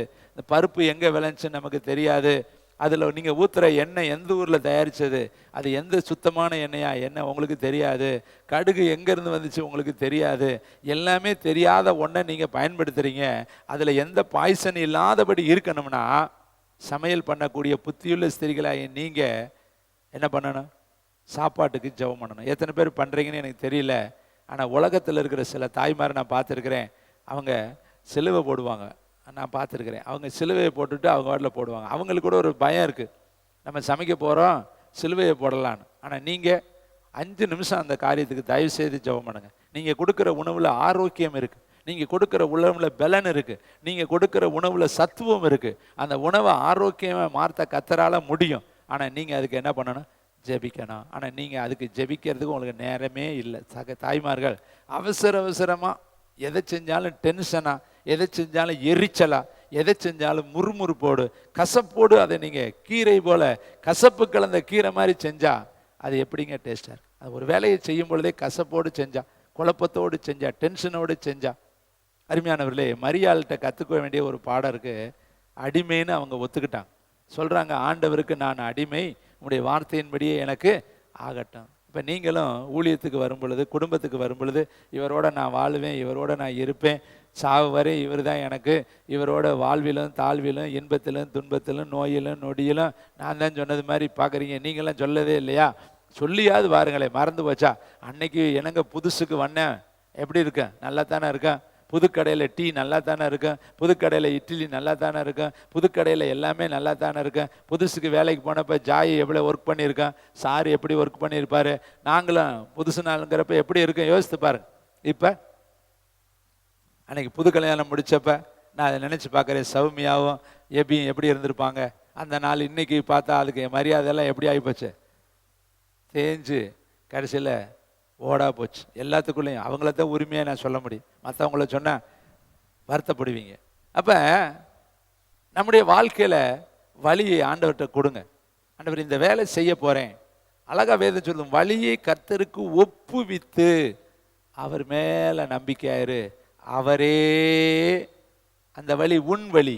நீ போறேன்னு சொன்ன இல்லையா, நீ போறேன்னு சொன்ன வழி. இப்போ நீங்கள் வேலைக்கு போகிறப்ப சொல்லுங்க, தினமும் போகிற வழி தான். ஆனால் அன்னைக்கு தான் என்ன நடக்கும்? அன்னைக்கு ஒரு விபத்து நடக்க ரெடியாக இருக்கும். ஒரு விபத்தின் ஆவி அங்கே நின்று கொண்டு இருக்கும். கடந்த நாளில் நம்முடைய ஊழியத்தில் ஒரு சகோதரன் விபத்தாயிட்டாரு. அவரை நான் போய் பார்த்தேன். அவரிடத்துல போன உடனே என்னை கூப்பிட்டாரு. ஐயா வாங்க வாங்க, செபம் பண்ணுங்க, எனக்கு வந்து செபம் பண்ணுங்க என்னார். பரிதாபமான ஒரு நிலைமையில படுத்து கிடந்தார். ஒரு பக்கம் கை உடஞ்சு கிடக்கு, காலெல்லாம் ரொம்ப டேமேஜடாக கிடக்கு, உடம்புல பல பகுதிகளில் இரத்த சிராய்ப்புகளோடு கிடந்தார். ஆனால் அவர் சொன்ன வார்த்தை என் இருதயத்தை ரொம்ப தொட்டுச்சு. ஐயா வாங்க வாங்க, ஜெபம் பண்ணுங்க எனக்கு அப்படின்னார். அப்போ நான் கேட்டேன், என்ன பிரதர் நடந்துச்சுன்னு. என்னானே தெரியலங்க, எப்படி நடந்துச்சுன்னே தெரியல. நான் போய்கிட்டு தான் இருந்தேன், அவ்வளோதான் எனக்கு தெரியும். எங்கேருந்து வண்டி வந்துச்சு, எப்படி என்னை அடிச்சிச்சு, எப்படி நான் கடந்தேன், எப்படி ஹாஸ்பிட்டலுக்கு வந்தேன், இவ்வளோ ரத்தம் எப்படி போச்சு, எதுவுமே தெரியாது. பார்த்தீங்களா? விபத்து சொல்லிட்டு வராதுங்க, நமக்கு தெரிஞ்சு வராதுங்க, நம்ம எதிர்பார்க்கிற திசையில் வராதுங்க. திடீர் என்று காரில் வந்து சூழும். தம்பி சொல்கிறாரு, எப்படி நடந்துச்சுன்னே தெரியல, எங்கேருந்து வந்துச்சுன்னே தெரியல, யார் அடிச்சு போட்டாங்கன்னு தெரியல, எந்த வண்டின்னு தெரியல, நான் எப்படி கடந்தேன்னு எனக்கு தெரியல. பார்த்தீங்களா? தெரியாத ஒரு சம்பவம் நடந்துருச்சு. அப்போ இரவில் உண்டாகும் பயங்கரம், இருளில் நடமாடும் கொள்ளை நோய், மத்தியானத்தில் பாலாக்கும் சங்காரம். எல்லா விபத்துக்கு உட்பட்டவங்களை கேளுங்க. அன்பு சகோதரன் ராஜா விபத்தாயி வீட்டில் இருக்கிறாரு. சின்ன எலும்பு முறிவு ஏற்பட்டிருக்கு, கிராக்க இருக்கு. அந்த தம்பியும் கேட்டான், என்ன அப்பா ஆச்சு தெரியல, வண்டியில் வந்தேன் விழுந்துட்டோம், அவ்வளோதான், எப்படி நடந்துச்சு தெரியல. அப்போ விபத்துங்கிறது தெரியாது. அப்போ அதனால தான் கர்த்தர் சொல்கிறார், வழியை கர்த்தருக்கு ஒப்புவி.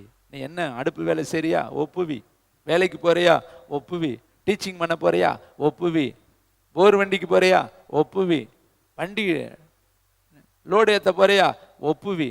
சின்ன வேலை செஞ்சாலும் வண்டியில், குடும்பத்தில், எந்த இடத்துலையும் ஒப்புவி. பிள்ளைகளை கர்த்தரிடத்தில் ஒப்புவி. உன்னுடைய பொருளாதாரத்தை, வாங்குற சம்பளத்தை கர்த்தரிடத்தில் ஒப்பு கொடுது. இன்றைக்கி அநேகர் என்ன பண்ணுறாங்க, இந்த ஏடிஎம் வந்ததும் போதும், இந்த பணத்தை பரிமாற்றம் பண்ணுறதில்ல, என்னென்னமோ சொல்கிறீங்க இல்லையா, இங்கேருந்து அங்கேமா. இப்போ யாருமே சம்பளத்தை முழுசாகவே பார்க்கல. வரும் பொழுதே பாதி கொத்து கொத்தா எல்லாம் என்ன பண்ணுறது, அங்கனங்கன்னு டீ கடையில் கூட ஃபோன்பேங்கிறாங்க டக்குன்னு. அப்புறம் எப்படி நம்ம ஆண்டவருக்கு காணிக்க தர்றது? அதை கொண்டு வந்து முன்னாடி வச்சு, ஏசப்பா நீங்கள் கொடுத்த சம்பளத்துக்காய் ஸ்தோத்திரம், இதில் ஒரு பகுதியை நாங்கள் உமக்கு தரணுமே, இந்த பகுதியை இப்படிலாம் செய்யணுமேன்னு நம்ம எடுத்து வைக்கிறதுக்கு இப்போ என்ன இல்லை, வாய்ப்பே கிடையாது. எல்லாமே பேங்க் பேலன்ஸாக போகுது. இப்போ எல்லாமே என்ன பண்ணுறாங்க, பேங்க்லேருந்தே நீ ஷிஃப்ட் பண்ணிக்க, நீ கையில் இருக்காதுன்னு அரசாங்கம் அப்படிப்பட்ட நூதனமான காரியத்தை கற்றுக் கொடுத்துருச்சு. ஆனால் நீ கர்த்தரிடத்தில் உன்னுடைய சம்பளத்தை ஒப்புவிக்கணுமே.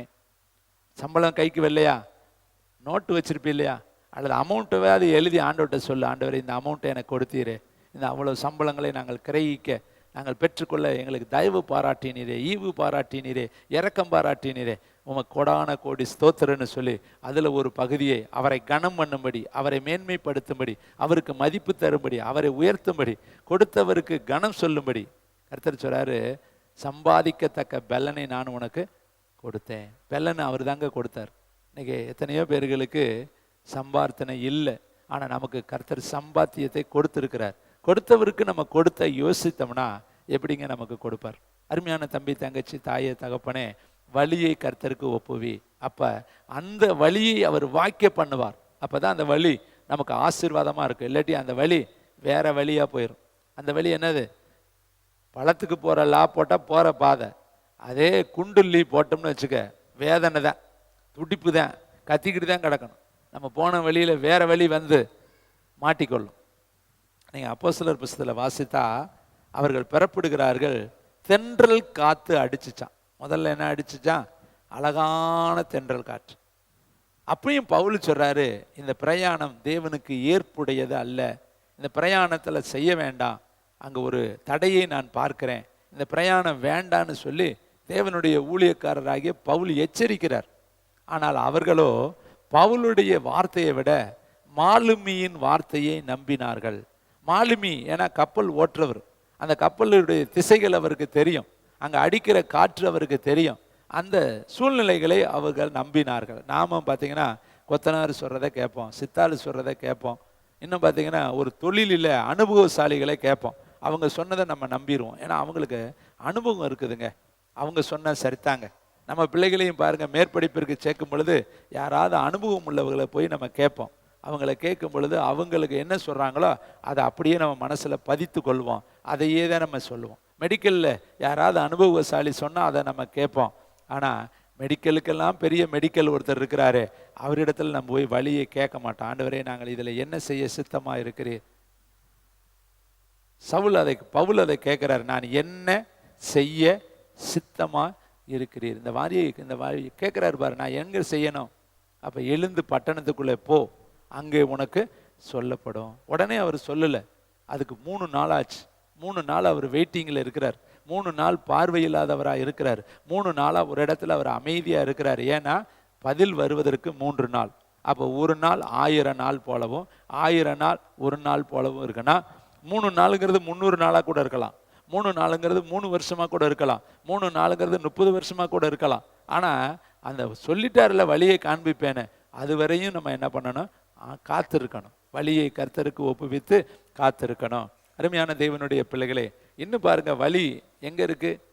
வனாந்த சுழல் காற்றுல அவருக்கு வழி இருக்கு, பெருங்காற்றுல அவருக்கு வழி இருக்கு. அடுத்து எங்க வழி இருக்குன்னு ஏசையா தீர்க்கதரிசி சொல்றாரு பாருங்க. ஏசையா 43:19, 849வது பக்கம். இதோ நான் புதிய காரியத்தை செய்கிறேன், இப்பொழுதே அது தோன்றும், நீங்கள் அதை அறியீர்களா? வாசிங்க. நான் வனாந்தரத்தில், நீங்க சொல்றீங்க ஒரே வனாந்தரமா இருக்குங்க, வேலையே இல்லை, என் வாழ்க்கை வனாந்தரம். திருமணமே ஆகலை, என் வாழ்க்கை வனாந்தரம். குழந்தையே இல்லை, என் வாழ்க்கை வனாந்தரம். என் வாழ்க்கையில் ஒரு நன்மையும் இல்லை, நான் வனாந்தரமா இருக்கிறேன். இன்னைக்கு வனாந்தரம் போல இருக்கிற வாழ்க்கையை கர்த்தர் என்ன பண்ணுவார் தெரியுமா? நான் வனாந்தரத்தில் வழியையும் அவாந்தர வெளியிலே ஆறுகளையும் உண்டாக்குவேன். பார்த்தீங்களா? தேவனுக்கு வனாந்தரத்திலையும் அவாந்தர வெளியிலையும் அவரால் அற்புதங்களை செய்ய முடியும். அப்போ நீங்கள் இந்த மாதத்தில் சொல்லுங்க, எனக்கு ஒரு வழியை கர்த்தர் வைத்திருக்கிறார், எனக்கு ஒரு பாதையை கர்த்தர் வைத்திருக்கிறார், எனக்கு ஒரு காரியத்தை கர்த்தர் வைத்திருக்கிறார். மனசுக்குள்ளே அது வைத்துட்டார். அது நடக்கிற வரையும் அவர் தாமதிக்கிறார். பாருங்க, அண்ணன் ஆபிரகாம் வீட்டுக்கு தூதர்கள் 3 பேர் வர்றாங்க. நல்லா கவனிக்கணும். எப்பயுமே தேவனை திருப்திப்படுத்திட்டோம்னு வச்சுங்களேன், அற்புதத்தை ஈஸியாக பெற்றுக்கொள்ளலாம். முதல்ல திருப்திப்படுத்த கற்றுக்கொள்ளுங்க.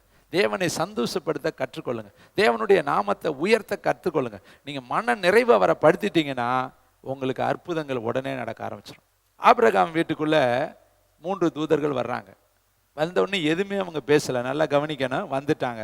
ஆனால் அந்த ஆபிரகாம் என்ன பண்ணுறாரு? ஒரு இளங்காளையை பிடிச்சு மனைவிகிட்ட கொடுத்து அடித்து கொண்டுட்டு வான்னு சொல்லி, மாவை எடுத்து பிசைந்து கொண்டு வான்னு சொல்லி புசிக்க கொடுத்தார்கள்.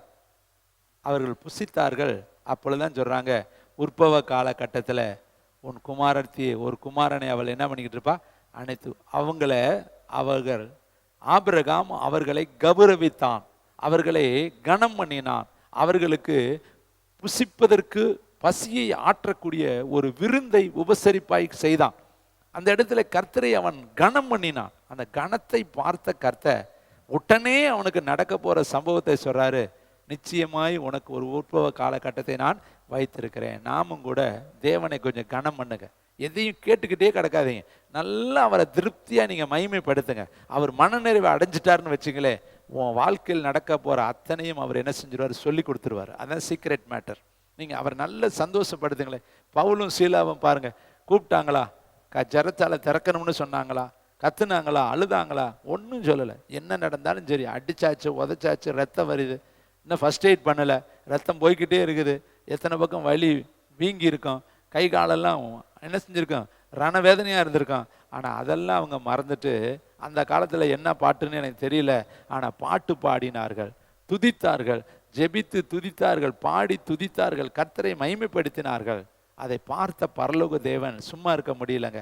அடி வாங்கிக்கிட்டு, உதம் வாங்கிக்கிட்டு, கை வீங்கி, கால் வீங்கி, உடம்புல ரத்தங்கள் கசிஞ்சு கொண்டு இருக்கிற வேலையிலும் அவர்கள் பாட்டு பாடி ஜெயிலில் பாடுறாங்க, ராத்திரி வேலையில் பாடுறாங்க. அப்போ தேவன் அந்த இடத்துல இறங்காமல் எப்படிங்க இருப்பார்? நிச்சயமாய் அந்த சூழ்நிலையில் அவர் இறங்கினார். அந்த சிறைச்சாலை ரட்சிப்பின் கூடாரமாய் மாறினது. சிறை காவலன் ரட்சிக்கப்பட்டான், ஞானஸ்தானம் எடுத்தான். கைத்தட்டி கர்த்தருக்கு நடிச்சான். நீ எந்த நிலைமையில இருந்தாலும் பாடு, யோபு பாருங்களே, நல்லா கற்றுக்கொள்ளுங்க. அவன்கிட்ட எவ்வளோ அழகான வார்த்தை. அவன் உடம்பெல்லாம் ரணம், உடம்பெல்லாம் ஓட்டை எடுத்து சுரண்டு கொண்டு இருக்கிறான். பிள்ளைகள் எல்லாம் செத்து போனார்கள். ஆஸ்தி எல்லாம் அவனை விட்டு போயிருச்சு. ஆனால் அவனுக்கிட்ட இருந்த துதி போகலைங்க, ஸ்தோத்திரம் போகலைங்க, ஆராதனை போகலைங்க, அவனுக்கிட்ட இருந்த நம்பிக்கை போகலைங்க, அவனுக்கிட்ட இருந்தக்கூடிய பக்தி வைராக்கியம் போகலைங்க. அவன் சொல்கிறான், கர்த்தர் கொடுத்தார், கர்த்தர் எடுத்தார், கர்த்தருடைய பரிசுத்த நாமத்திற்கு ஸ்தோத்திரம். யோபு தன் உதடுகளால் பாவம் செய்யவில்லை. கைத்தட்டி அடுத்த வார்த்தை சொல்லுங்க, தன் உதடுகளால் தேவனை குறித்து குறை சொல்லவில்லை. மனைவியை பார்த்து கடிஞ்சு கொண்டான், பைத்தியக்காரியா நீ, அவள் புத்தி சொல்கிறான். பார்த்தீங்களா, நம்ம இழைச்சோம்னா எல்லாரும் நமக்கு புத்தி சொல்லிடுவாங்க. நம்ம மட்டும் ஒரு இடத்துல நம்ம பலவீனப்பட்டுட்டோம்னா எல்லாருமே புத்தி சொல்லுவாங்க. இப்போ மனைவி புத்தி சொல்கிறா, 10 பிள்ளைகளை பெற்றெடுத்தவ இதுவரையும் புத்தி சொன்னதில்லை. ஏன்னா அவன் கிழக்கத்திய புத்திரிலே சீமானாக இருந்தான். அவன் எந்திரிச்சு உட்காந்தானா, காலில் ஆசனம் போட்டு உட்காந்தானா எல்லாரும் வாயை பொத்தி கொள்வார்கள். அவன் அநேகருக்கு கண்ணாக இருந்தான், காலாக இருந்தான், அநேகருக்கு பலனாக இருந்தான், அநேகரை தாங்கினான், தூக்கினான், அநேகருடைய குறைவை அவன் தன் மேலே ஏற்றுக்கொண்டான். அப்பெல்லாம் யாரும் அவனுக்கு புத்தி சொல்லலை. ஆனால் அவன் பலவீனப்பட்டு வியாதிப்பட்டு அவன் குறைவுபட்ட பொழுது கூட இருக்கிற மனைவி புத்தி சொல்றா, நண்பர்கள் புத்தி சொல்றாங்க. 3 நாட்கள் 4 நண்பர்கள் வந்து 7 நாட்கள் அவனோடு அமர்ந்து புத்தி சொல்ல ஆரம்பித்தார்கள். அப்பதான் சொன்னேன், உங்க வார்த்தை என் இருதயத்தை தொட மறுக்கிறது. யாராவது உங்களை குறை சொன்னாங்கன்னா நீங்கள் சொல்லுங்கள், நீங்கள் என்ன சொன்னாலும் என் இதயத்தை தொடாதுங்க.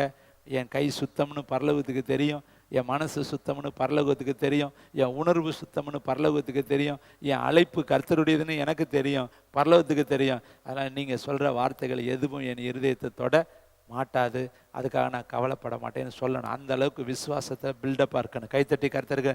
யாராவது ஒரு வார்த்தை சொல்லிட்டா உட்காந்து ஊழ கண்ணீர் விட்டு அழுன்னு அழுது மூக்கில் தண்ணியை வடியை விட்டுட்டு கேட்டால் சொல்லுவாங்க, என்னை இப்படி சொல்லிட்டாங்க பிரதர், என்னை இப்படி சொல்லிட்டாங்க பிரதர், என்னை இப்படி சொல்லிட்டாங்க பிரதர். வேதத்தில் சொல்லப்பட்டிருக்கு, உலகத்தில் உங்களுக்கு என் நாமத்து நிமித்தம் உங்கள் மேலே பொய்யான குற்றத்தை, எத்தனை பேர் உங்களுக்கிட்ட பொய்யத்தான் சொல்லுவாங்க. எங்கள் வாழ்க்கையில் எத்தனையோ அபாண்டமான குற்றத்தை சொல்லியிருக்காங்க. அதை கேட்கவே முடியாது, கிரகிக்கவே முடியாது, அதை யோசிக்கவே முடியாது. எப்படி இதை கிரியேட் பண்ணினாங்க, எங்கிருந்து இது வந்துச்சுன்னே நம்ம யோசிக்க முடியாது. அப்படி உண்மையை போல, பார்த்ததை போல, கண்ணார கண்டதை போல வடிவமைத்து உருவத்தை கொடுத்து கொண்டு வந்து நம்மகிட்ட சொல்லுவாங்க. அப்போ நம்ம பதறக்கூடாது, நம்ம என்ன செய்யக்கூடாது, துடிக்கக்கூடாது. அதனால தான் உலகத்தில் ஒரு பழமொழி சொல்லியிருக்காங்க, கண்ணால் காண்பதும் காதால் கேட்பதும் தீர விசாரிப்பதே. யாராவது ஒருத்தர் வந்து உங்கள் வீட்டுக்காரர் ஒரு அம்மாவை ஏற்றிட்டு போனாருன்னா அன்னைக்கு ராத்திரி அந்த குடும்பத்தில் சண்டை நாரி நாத்தம் எடுத்து கலவரமாக போயிடும். கடைசியில் நோண்டி விசாரிச்சா உங்கள் வீட்டுக்காரர் மாதிரி தான் தெரிஞ்சாருன்னுபாங்க. முதல்ல சொன்னது உங்கள் வீட்டுக்காரரு அப்படி சொல்லியிருப்பாங்க. அப்புறம் போய் கேட்டுச்சோம்னா நான் அவர் மாறி இருந்துச்சுங்க அதான் சொன்னாம்பா. அதுங்காட்டி பூமி என்ன ஆயிரும், 2 பிளந்து கோராக்கு கூட்டமே ஆயிடும். அது விசாரிக்கிறது கிடையாது, சகிப்புத்தன்மை கிடையாது. எந்த சூழ்நிலையில் அங்கே போனாங்க, அந்த சூழ்நிலை என்ன, ஏன் அந்த இடத்துல அப்படி நடந்திருக்குது, இது எல்லாவற்றையும் நம்ம பார்க்கணும் தேவனுடைய பிள்ளைகளை. அதான் நிதானிக்கிற நமக்கு அறிவு வேணும். எல்லாவற்றையும் பகுத்து பார்க்கணும். அவசரப்பட்டு ஒருத்தர் மேலே ஜட்ஜ்மெண்ட் பண்ணக்கூடாது. ஒரு அருமையான தேவனுடைய ஊழியத்தில் ஒரு ஊழியக்காரர் சொன்ன செய்தியை நான் இந்த இடத்துல வலுவூட்ட நான் விரும்புகிறேன். ஒரு அன்பு தம்பி வந்தார், ரட்சிக்கப்பட்டுட்டார். பயங்கரமான பாவத்தில் இருந்தவர், பயங்கரமான விபச்சார பாவத்தில் வாழ்ந்தவர் ஆண்டவரை ஏற்றுக்கொண்டார். ஒரு கூட்டத்தில் வந்து ரட்சிக்கப்பட்டார். அவர் கைத்தட்டி பாட்டு பாடி ஆவியில் நிரம்ப அந்நிய பாஷை பேசி அவர் மகிழ்ச்சியாக இருக்கிறத ஏற்கனவே அவர் பாவம் செஞ்சதை தெரிஞ்ச ஒரு நண்பர் அங்கேருந்து கவனிச்சார்.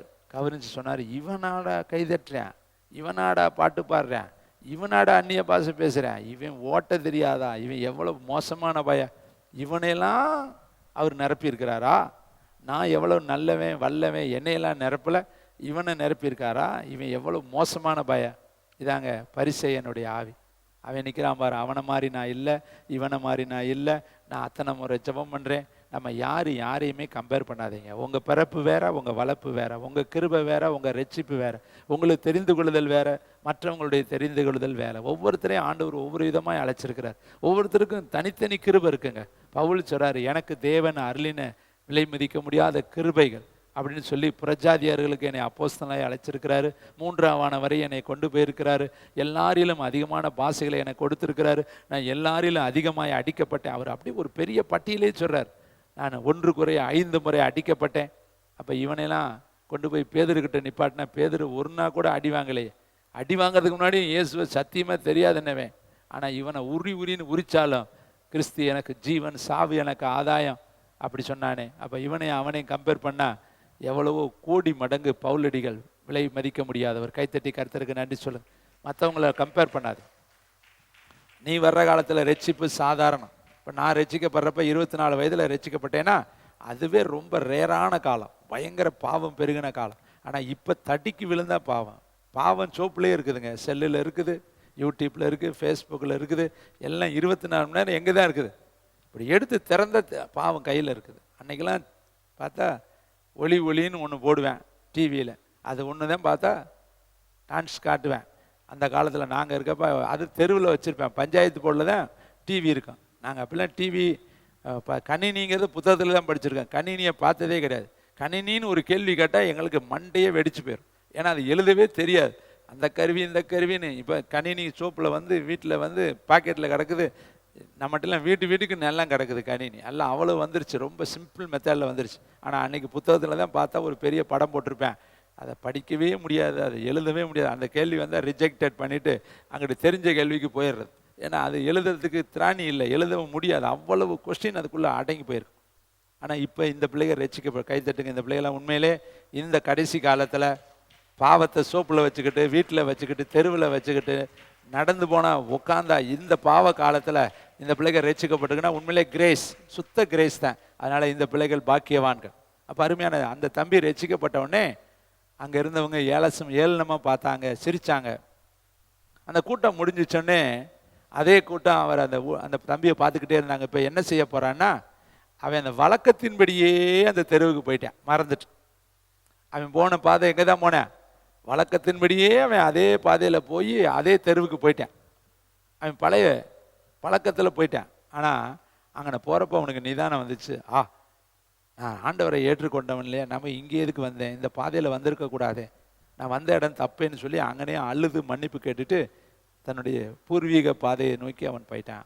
ஆனால் பார்த்தவங்க என்ன பண்ணாங்க, அவன் அந்த தெருவுக்குள்ளே போகிறத பார்த்துட்டு உடனே அவன் மேலே ஒரு பச்சை குத்திட்டாங்க. அங்கே ஜெபம் பண்ணினேன், அங்கே பாட்டு பாடினேன், அங்கே அந்நிய பாஷை பேசினேன். ஆனால் திரும்பவும் எங்கே போகிறேன், ரெட் லைட்டுக்குள்ளே போகிறானே, அந்த ரெட்டு சிக்னல் உள்ள அந்த ஏரியாக்குள்ளே போனானே, நான் கண்ணார பார்த்தேன். ஆனால் விசாரித்து பார்த்தா தெரியுது அவன் போனது உண்மை. ஆனால் அந்த இடத்துல அவன் பாவம் செய்ய போகலை. அந்த இடத்துல போய் அவன் கண்ணீர் விட்டு அழுது அந்த இடத்துல இருந்து அவன் திரும்பி போயிட்டான். இதை கேட்குற தம்பி தங்கச்சி, நம்மளும் பார்த்ததை வச்சு தீர்ப்பு சொல்லாதீங்க. அங்கே விசாரித்து பார்த்தாலும் அந்த செய்தி வேறையாக இருக்கும். நம்ம ஒருத்தர் மேலே அபாண்டமாக நிறைய ஒருத்தருக்கு ஒருத்தர் குற்றம் சொல்கிறோம். என்னை பற்றி லட்சம் குற்றம் நீங்கள் சொல்லுவீங்க, உங்களை பற்றி நானும் சொல்லுவேன். ஆனால் உண்மை அது அல்ல. விசாரித்து பார்த்தீங்கன்னா அதுக்குள்ளே இன்னும் உண்மை இருக்கும், மகத்துவம் இருக்கும், மேன்மை இருக்கும், அன்பு இருக்கும், இரக்கம் இருக்கும், தயவு இருக்கும், அதில் ஆழமான ஒரு சிநேகம் இருக்கும். அதை நம்ம புரிஞ்சுக்காம குற்றப்படுத்தி வாழ்ந்து கொண்டு இருக்கிறோம். அதனால தான் இங்கே வேதம் சொல்லுது, கர்த்தருடைய வழி வனாந்தரத்தில் இருக்குது, அவாந்தர வெளியில் இருக்குது, ஆறுகள்லையும் இருக்குது. கர்த்தர் எல்லா விதத்திலையும் உங்களுக்கு போதிக்க அவர் வல்லமையுள்ளவராக இருக்கிறார். அந்த பாலியாங்கி சோவை சிறுமைப்படுத்தி அவரை கற்றுக் கொடுத்து அவருடைய ஊழியத்தில் வல்லமையாக பயன்படுத்தினார். உங்களையும் சிறுமைப்படுத்தி இருக்கிறாரா, கற்றுக் கொடுக்க போகிறாருன்னு அர்த்தம். நல்லா தெரிஞ்சுக்க சிஸ்டர், பாப்பா, தம்பிலாம் யார் யார் தனிமையாக இருக்கிறீங்களோ தனிமையான காலத்தில் பலப்பட்டு கொள்ளுங்க. ஒரு காலத்தில் பிஸியாகிடுவீங்க, ஒரு காலத்தில் உங்களுக்கு டைமே இருக்காது, வேதத்தை படிக்கவே முடியாது, செபிக்கவே முடியாது, தனிமையே இருக்காது. இப்போ ஜாய் இருக்குன்னு வச்சுங்களே, இப்போ அதால் உட்காரவே முடியாது, இப்போ லீவே கிடைக்காது, ஓடிக்கிட்டே தான் இருக்கணும்.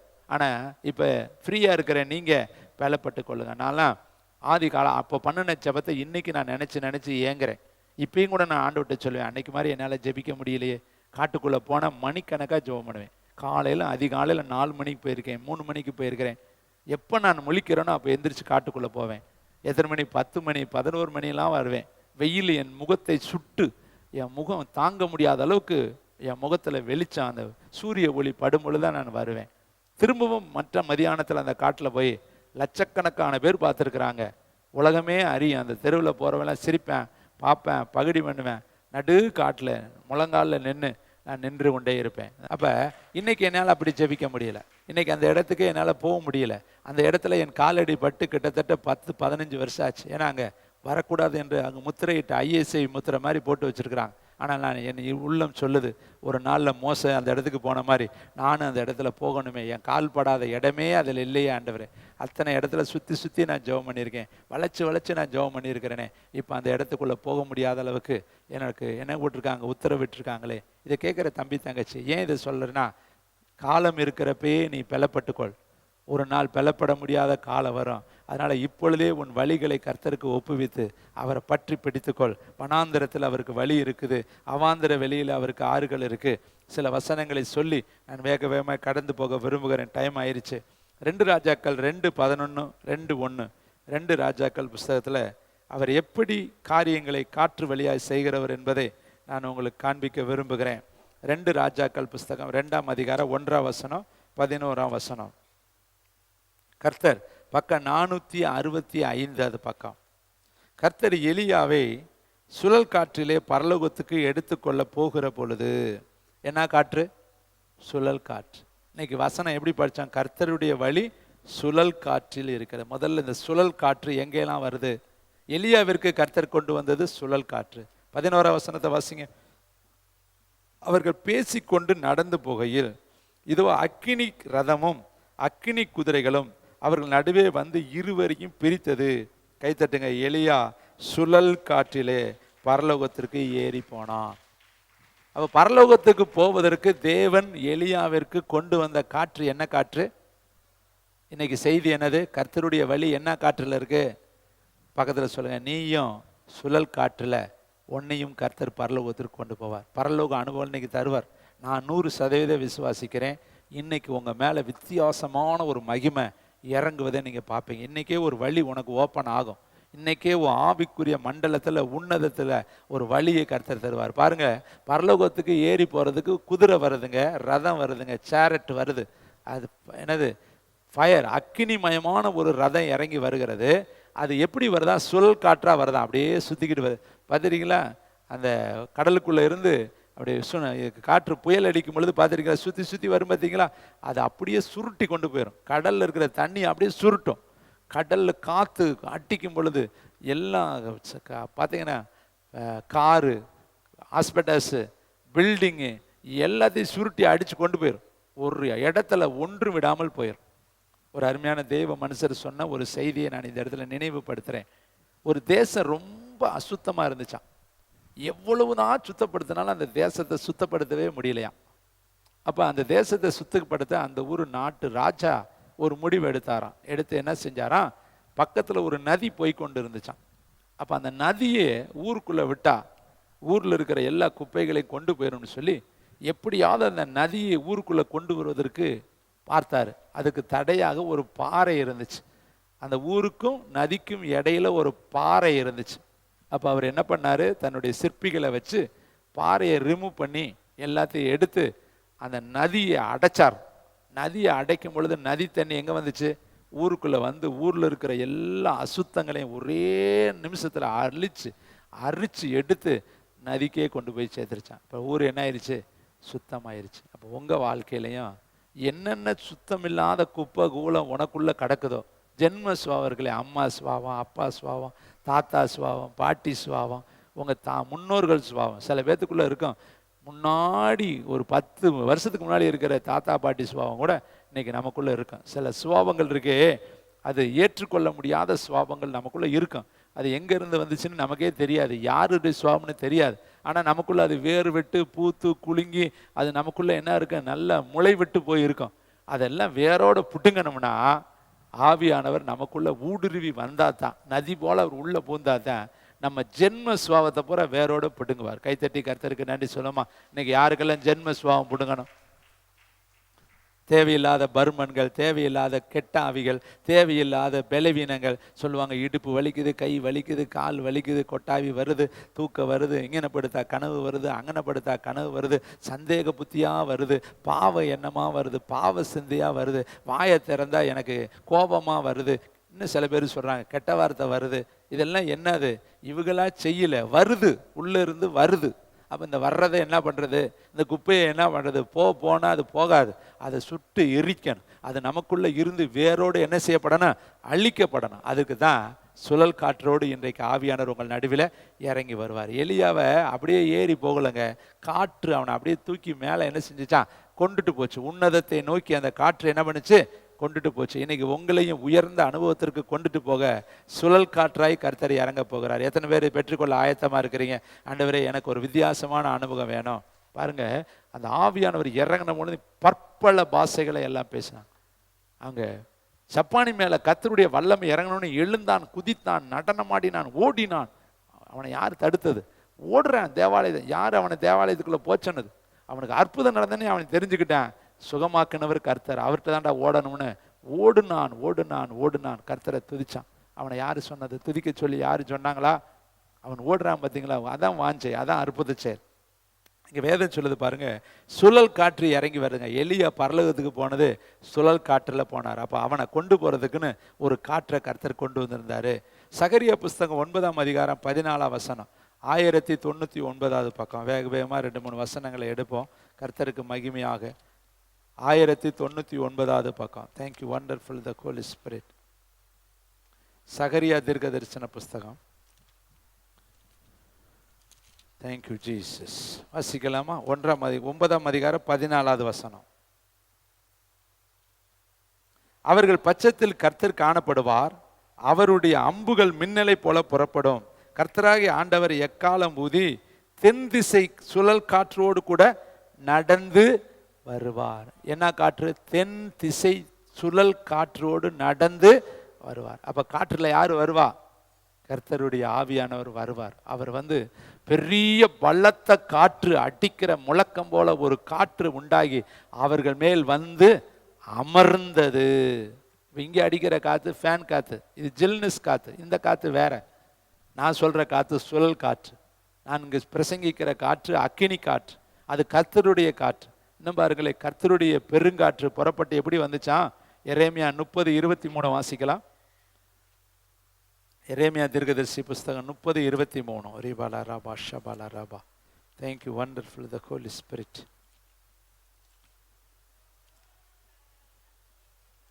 கோராவரி காற்றாகிய கர்த்தருடைய பெருங்காற்று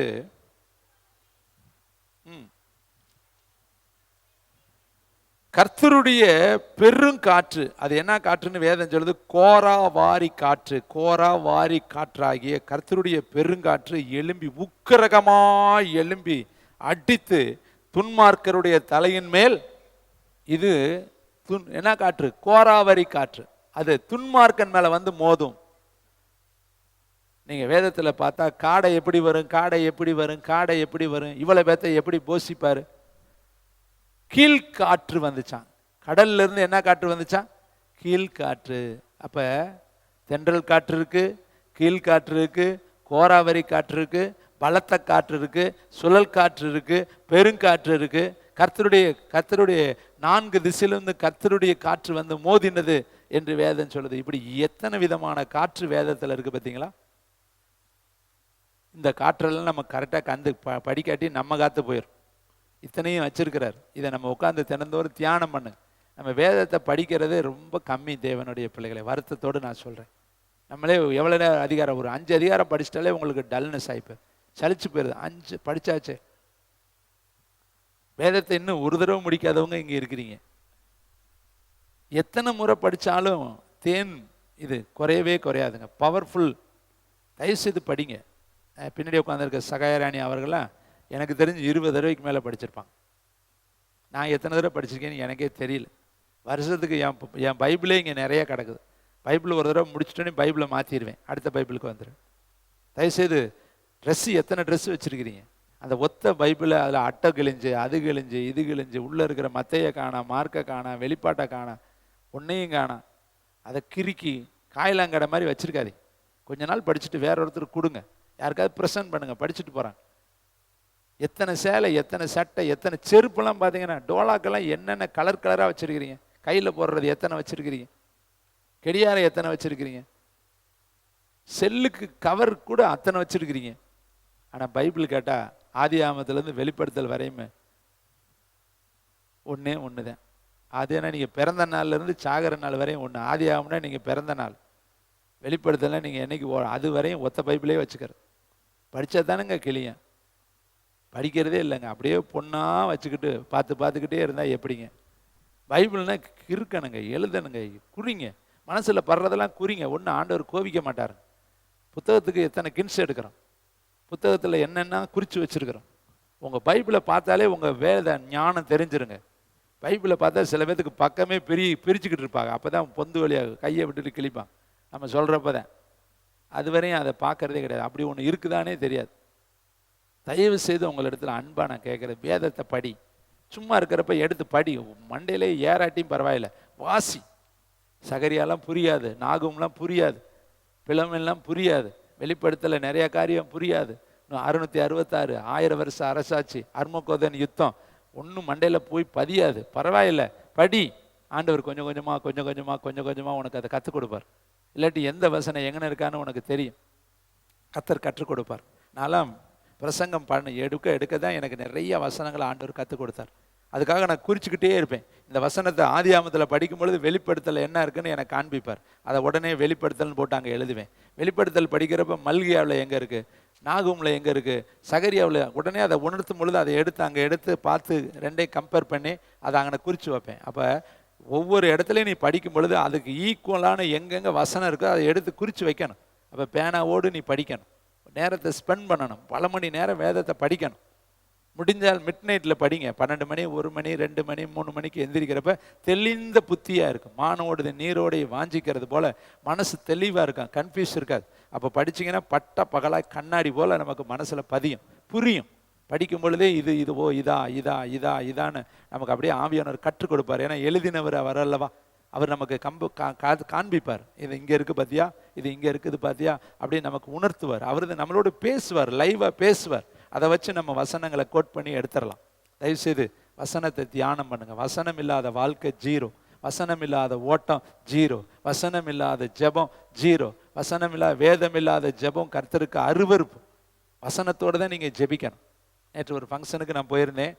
அங்கே நிறைய நல்லா நடத்திக்கிட்டே இருந்தாங்க. நானும் தம்பி மெல்கிசேதேக்கும் போயிருந்தோம். பின்னாடி இருப்பார். எனக்கு கடைசியில் ஒரு 2 நிமிஷம் டைம் கொடுத்தாங்க.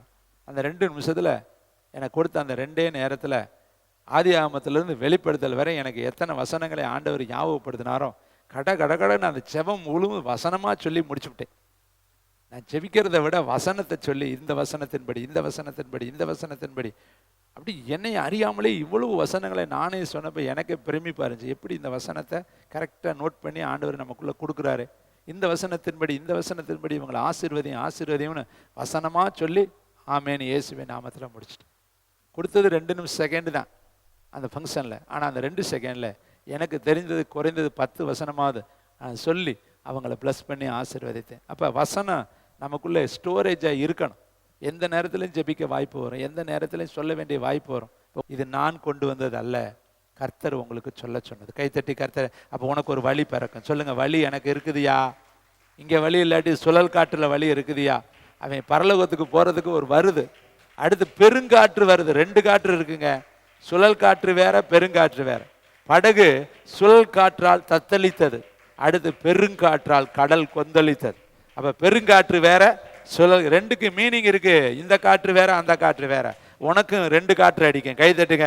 நீ சும்மா இருந்தாலும் உனக்கு ஒரு காற்று அடிச்சிச்சுன்னா எல்லாத்தையும் பறந்து போயிருங்க. ஹாஸ்பிட்டல்ஸ்லாம் பிடுங்கிட்டு போயிருங்க, பில்டிங்லாம் உடஞ்சி போயிருங்க. எர்த்குயிக் வந்தோடனே கட்டடம் பூரா கீழே விழுகுதுங்க. பாருங்க, பெரிய சுனாமி வரும்பொழுது எல்லாத்தையும் அடிச்சு குப்பை குளம்லாம் தூக்கிட்டு போயிருதுங்க.